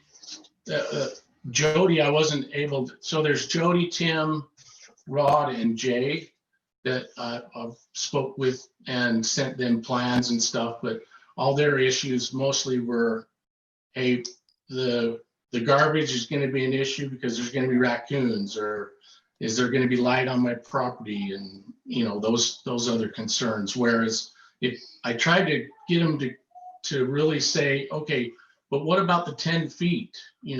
Is that going to be a problem if the building's closer to 10 feet? And it was really hard for them to answer just because they don't have enough information. But Rod was definitely saying, oh, it's fine. I'd rather have you guys there than like a high R, apartments on that property instead of people, So he's going, hey, this is good. This is what we want, kind of thing. Right. So that's what I can tell you. Okay. So from my understanding is you're trying to get our temperature on what we think about the 10-foot setback. Right. Yes, And allowing a variance, basically. correct. What our purpose here is before, so we got a bunch of design comments back with preliminary plan, and before we move forward and spend a lot more time on completing the design, we would like to get this, like you say, we'd like to get a temperature on this, get a recommendation, so we don't finalize a design only to then redo it. I don't remember seeing the design in the packet. Did anybody else get a design? There's no design yet. So I submitted a couple of exhibits. If you guys are okay with me sharing my screen, I can show you, I can pull up a site plan and so you can look at it. Please do. Yeah, that'd be great. Can you do that, Lisa? Looks like yeah, if the host allows me to, I can do that.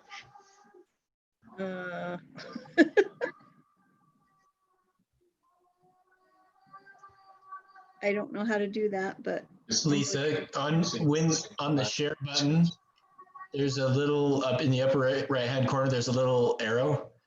If you click on that, then there's a checkbox that will allow you to allow other people to share. Actually, it's grayed out, so I can't do it. Let me see. I changed that. There we go.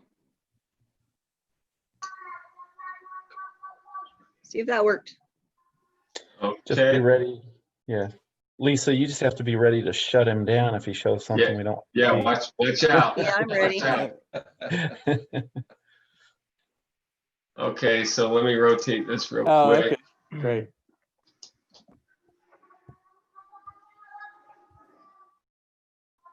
Where's my rotate?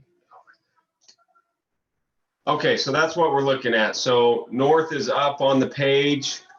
You can see the resident houses that border the east property line. I don't know if you can see my mouse as well. Yep, I can. Yes. And then this is the building right here. So this back portion is the actual gymnastics center, and only this southern portion will be the 2-story. The rest will just be open, and then this is retail shops up front. So that will obviously, that full review will come later. But then I show right here this 10-foot rear setback. That's really what we're discussing along the building right here. That's a tennis floor.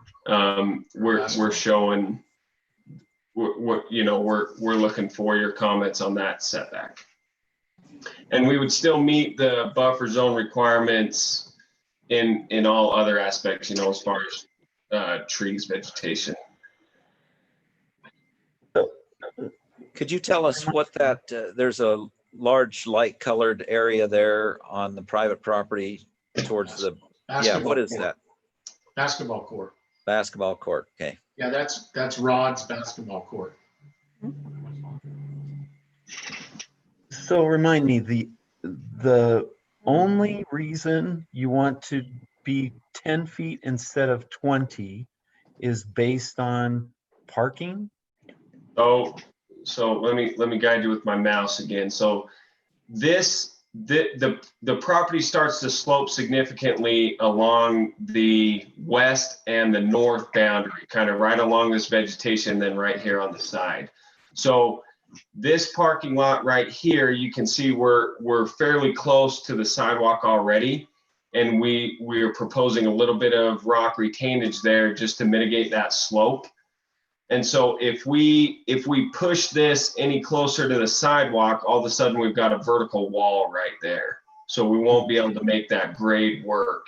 So essentially we would lose this furthest west parking aisle. It would just be this front.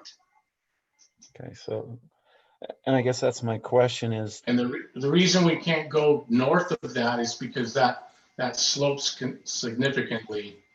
Yeah. From there. Okay.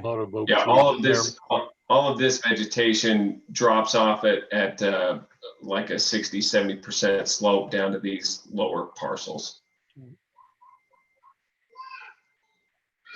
Yeah, that was my question was if you could put that parking somewhere else on the property. Yeah, but before we just had this single row of stalls here, and then we had 2 rows of stall in the southern parking lot.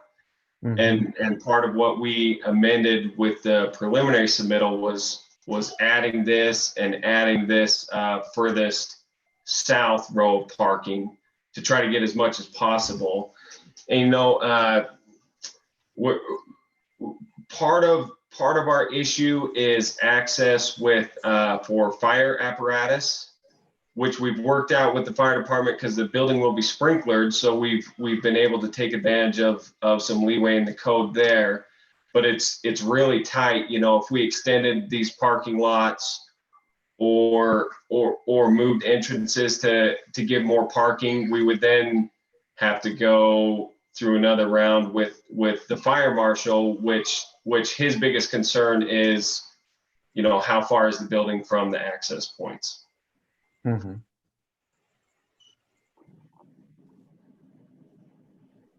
Tim, the number of parking stalls is important. They're going to need to provide well, as much as possible. This is another area in the code where we don't have a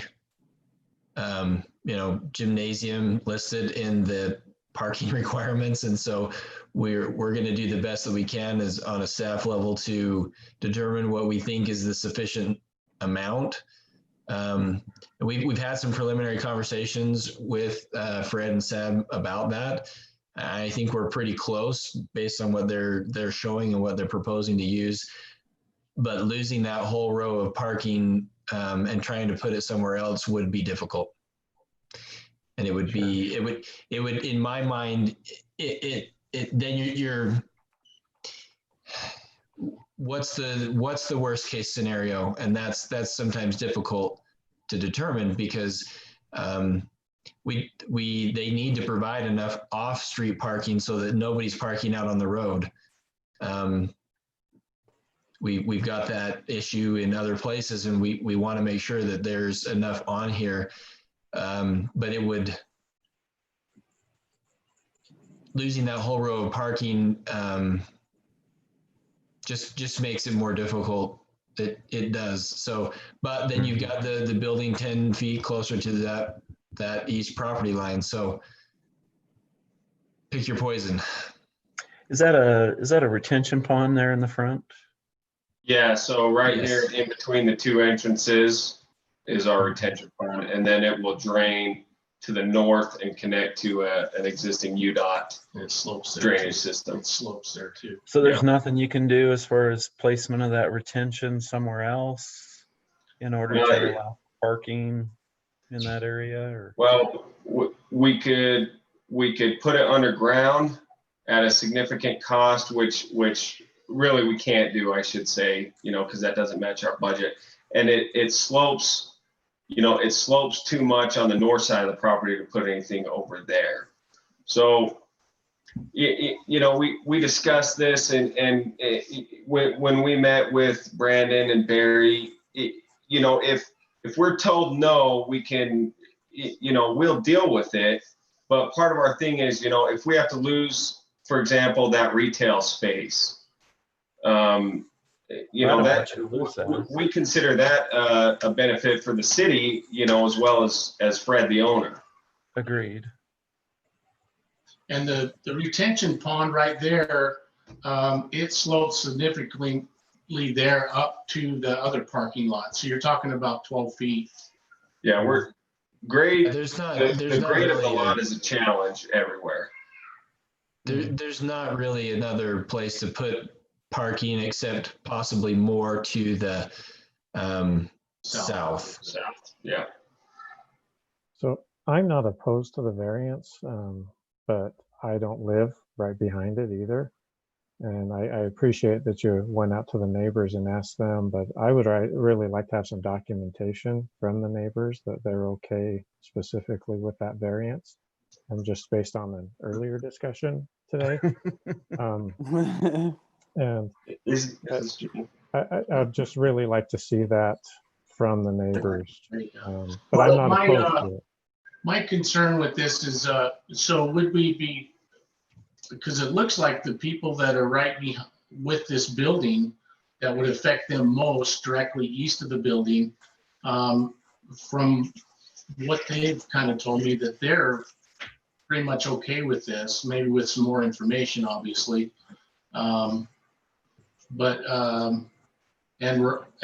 Rod was willing to, sign something off. I don't know if the other two, there's about 10 feet on the north side that affects, her name is Jody. I don't have her last name in front of me, but I never spoke with her directly. I just spoke with the son. And so that space is minimum.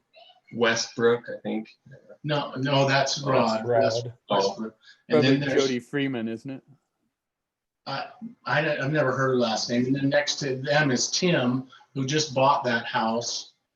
And he was more concerned about secondary water and not building it at all, basically. It's, well, why do you have to build something there, And then further south, we did get an email from Jay, and we're not sure if that's the same Jay that's on our meeting here. Oh, it is. So yeah, and I guess you can voice your concern, which we did get that email from you, Jay. Thank you, and thank you for inviting me to the commission meeting, and I appreciate the commission letting me voice my opinion.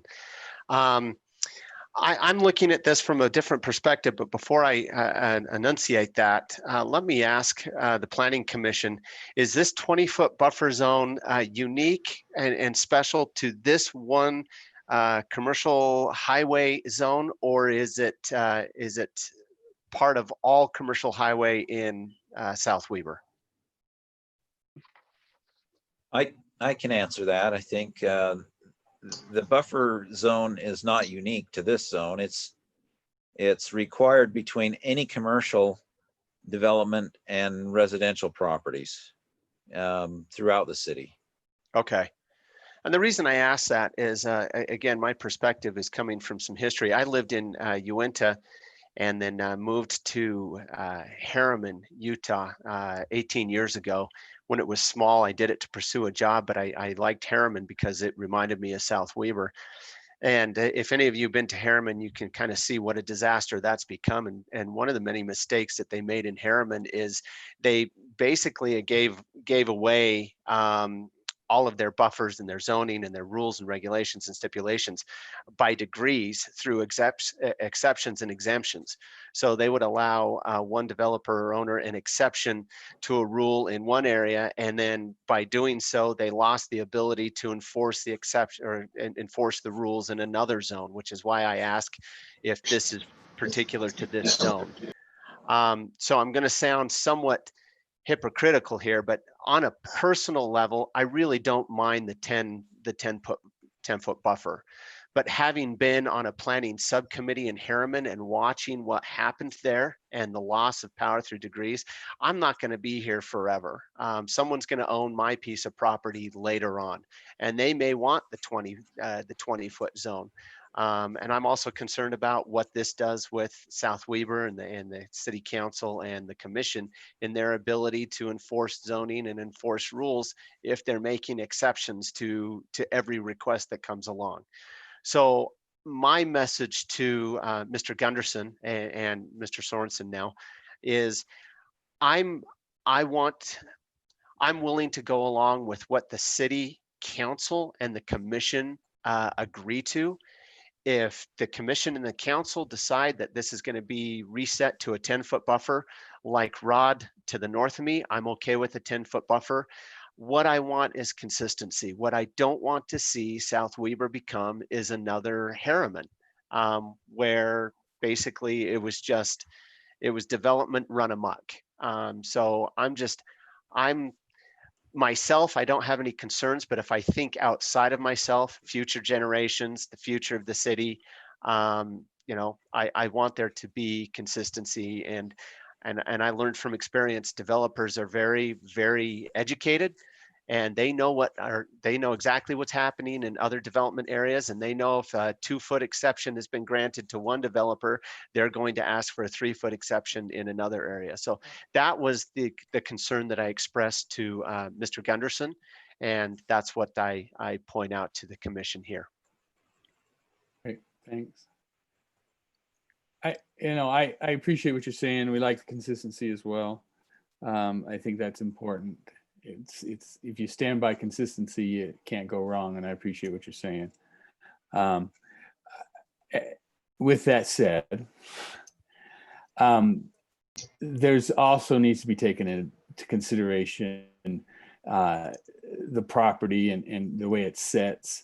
And I'm not going to make this easy on Mr. Gunderson or Mr. Sorensen either, because I think what this needs is signed affidavits from each property owner, and that is what I think would require. Am I out of line, Barry? Or no, I actually agree with you, and I think maybe I didn't state that strongly enough in my review, but the whole purpose of the buffer yard is to protect adjacent residential uses from unwanted negative effects of a development. And if the neighbors are okay with it, then I don't see a reason why not to allow it.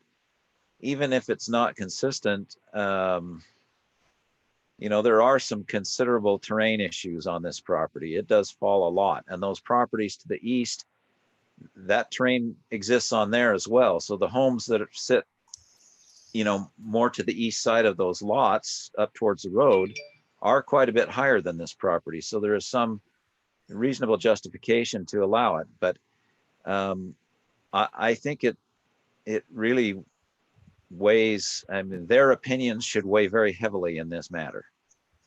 And I would like to see something more than, you know, Fred and Sam's statements about that. I'd like to hear from those residents in some fashion. Now, I'm grateful to hear from one. From one, yes. Yeah, Okay, Rob. Yes.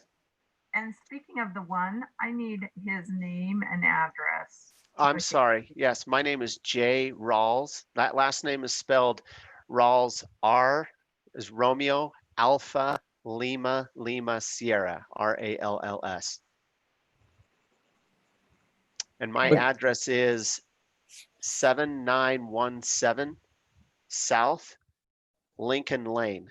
And I honestly don't know if the city calls it 2800 South or if it's Lincoln Lane. The signpost says Lincoln Lane, but post office seems to think it's 2800. I'm sorry, 2800 East. Post office. They think I live in Ogden too. Yeah.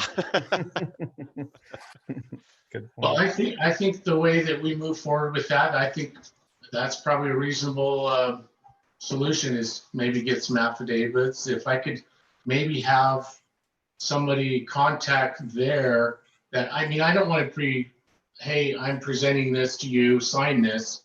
You know, I'd rather have someone else be involved with that. So at least the residents think that, hey, this is a trustworthy thing. It's going through the city, you know, instead of me just making something up, hey, come sign this or whatever. If there's someone that else could be involved with that, that would be great. Can Dave do a letter with Mayor Joe explaining what we're looking for? Would that work? I don't know. It's not really the city that's promoting this. Yeah, I don't think the city should be involved. I think Neither this do is I. a discussion with the developer and the neighbors. Okay. I think Fred, your partner is that Sam Sorensen guy. Yeah. I'm bound by family, otherwise it'd be different. I mean, I think you have some great I wouldn't say arguments, some great points that my reasoning would completely agree with Gary and Barry that we should have approval from those adjacent owners. But some other strong points is this was previously approved at a 10-foot buffer, and the exception might be because of not just that, but the topography, where this is different than other property in the city. It's very different. The topography is a big issue as far as Tim, protecting. So I'm sorry. I would be based on those 3 items, just if I was developing some sort of letter for residents to review. And so go ahead. Sorry, Jay. Tim, you just said that it was previously approved as a 10-foot buffer. Was it approved as a 10-foot buffer or a 20-foot buffer? Oh, changed 2 years ago. Yeah, it was approved previously under a different code. Okay. And that code allowed a 10-foot buffer, but it had some, there was some massive amount of plantings that went along in that 10-foot buffer. Yeah.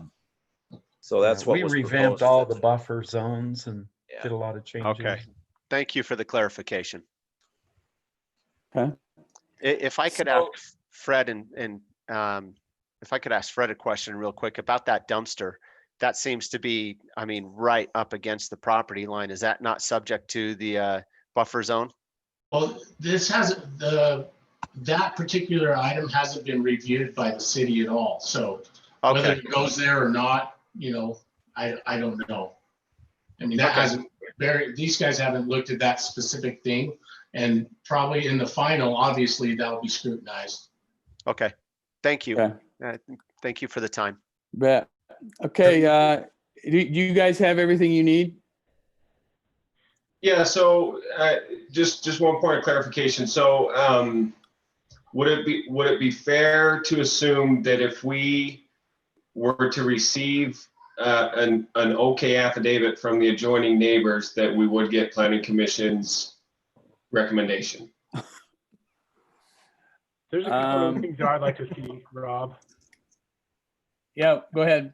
I was just going to make mention, is there another conditional use permit that was approved? It says a conditional use approval in Barry's letter, but is there a conditional use with the gymnastics building? Yeah, this is over an acre in size, and that's the reason it's a conditional use. No, what I'm referencing is you mentioned that it was it can be approved. Sorry.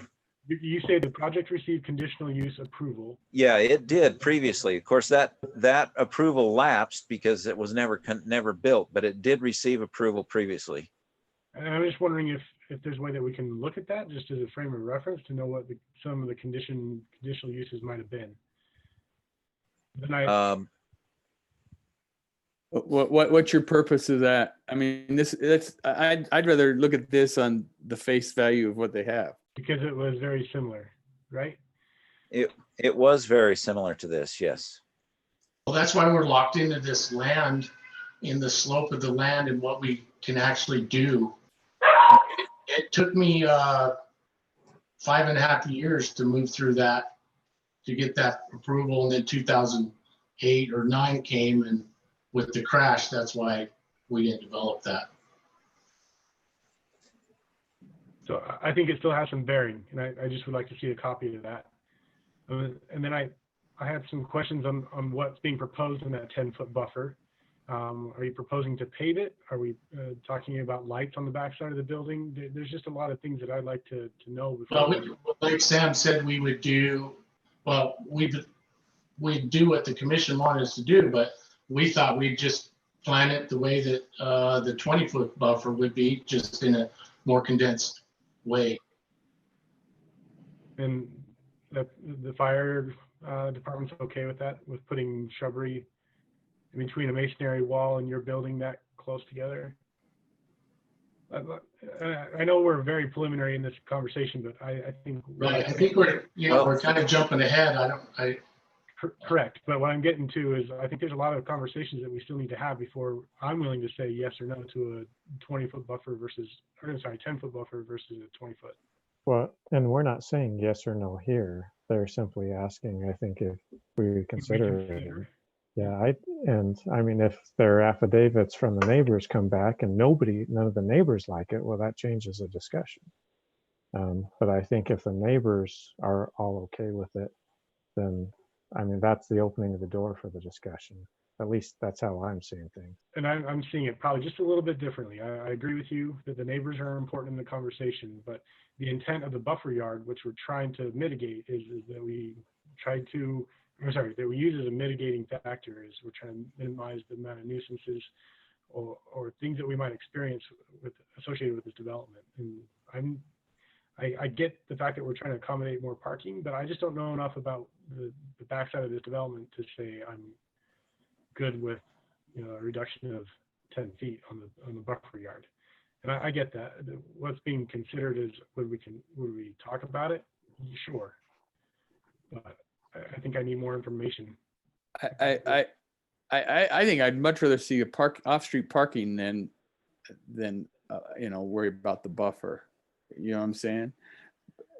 I don't. Last thing I want to have up there is people parking on the side, or excuse me, on the street. Excuse me. And so I'd rather try to keep the parking the best we can. And if it requires us to keep the buffer to 10 with the blessing of the neighbors, I'm trying to figure out, Taylor, what your issue is. I just don't have enough information. I think most of the information we would get is if and when this comes before the planning commission with all the drawings included. And first step there would be to see about reducing the buffer from 20 to 10 feet with letters from all the surrounding residents that if they're agreeable to it, I see no problem with that. Then the next step would be to look at the design of the building and everything that Taylor is wanting to look at. But it would be at that time when we would look at it, not before then. Well, see, and I absolutely agree with all of you. And now Sorensen and Gunderson have heard all of our thoughts and our discussion. We can't give an approval for 20 to 10. We just can tell them what we're thinking, and they've heard it.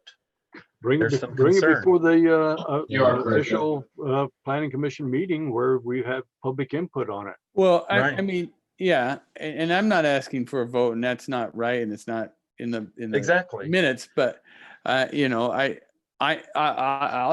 okay to state I'm warm to it. Yeah.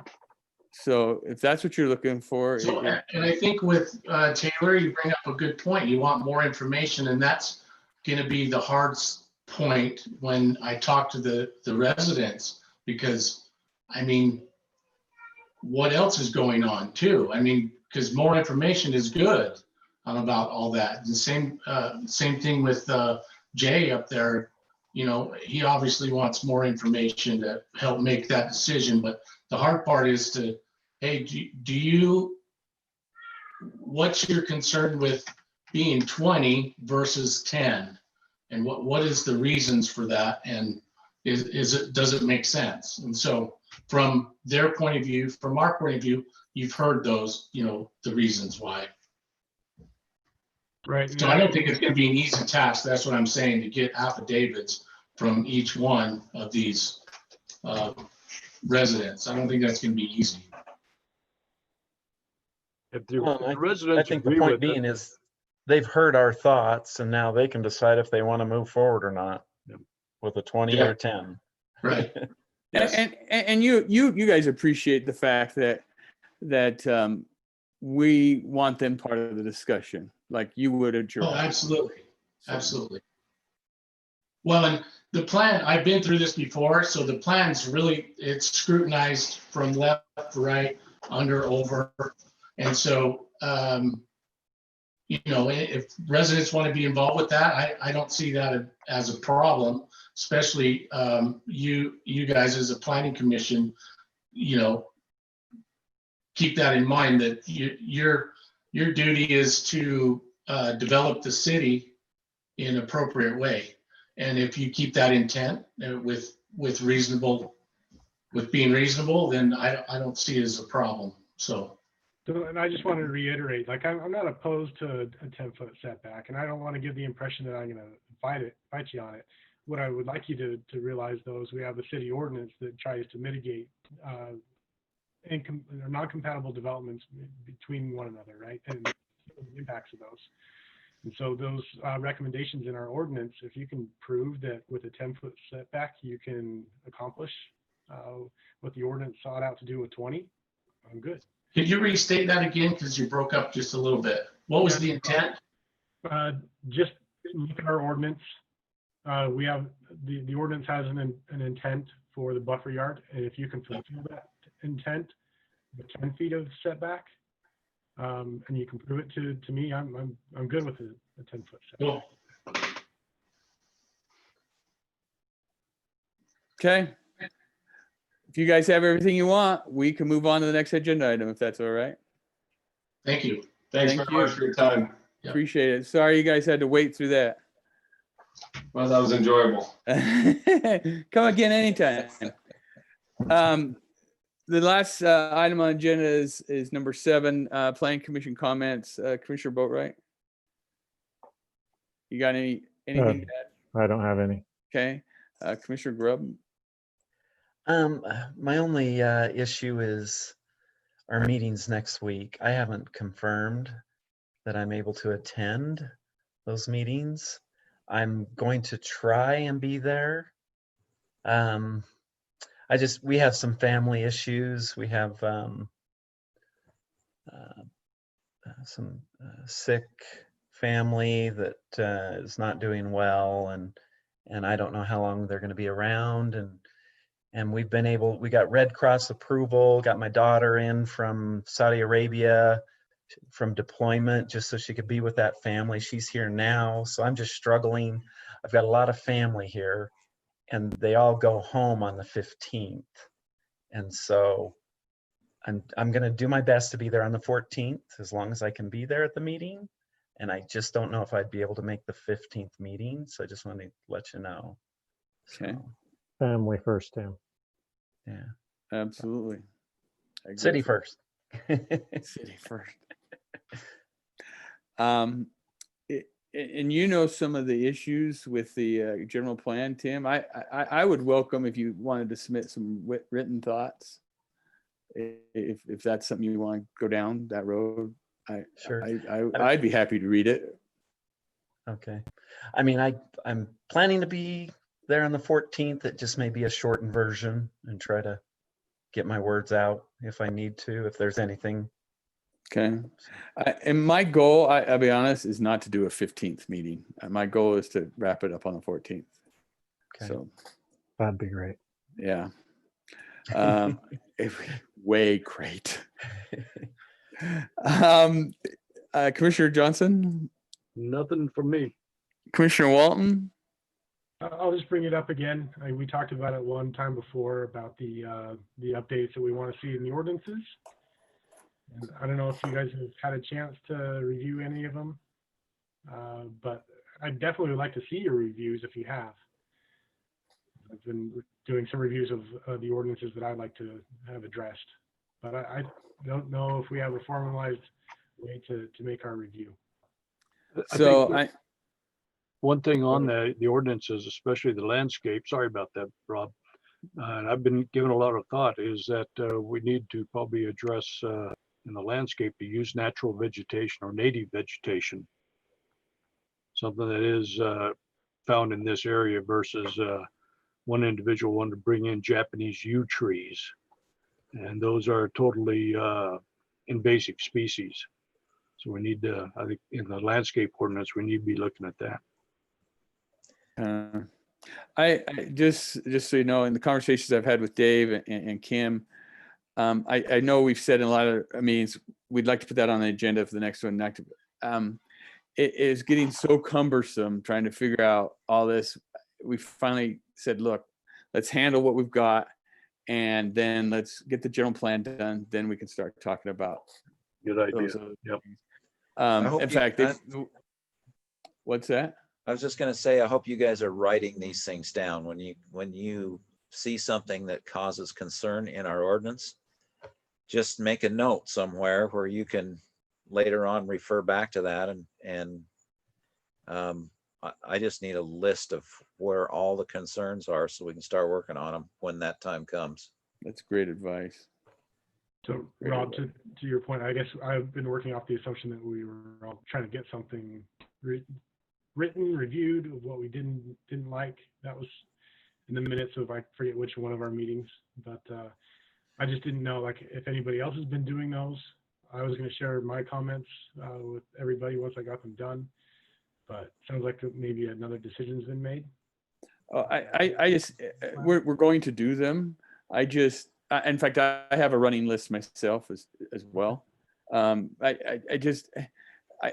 hate the fact these meetings are going so long. It personally, it just like I feel like they're getting out of control sometimes. So in fact, they wanted to do general plan tonight too, and I'm like, nah, I'm not doing those. This and general plan on the same night. There's no way. Yeah. So that's why we did move in 14. Apologize, Tim. I didn't know there was conflict with you, but anyway, that's where I'm at. I have no other comments, so look for a motion to adjourn. Oh, So sorry. moved. Hang on. Staff, any comments? I have nothing more. Okay. Nothing for me. Great. Nothing from me. Perfect. Now I look for a motion to adjourn. City So council. moved. What'd you say, Tim? I said city council. We didn't hear from Blair. Anything he? I think Rob heard more than he wanted to hear from me today. Good point. Anyway, okay. With that, look for a vote. Say aye. Aye. Aye. Looks like it's a go. Thank you all, and look forward to visiting with you on Tuesday. All right. All right. Thanks, Have a good everyone. night.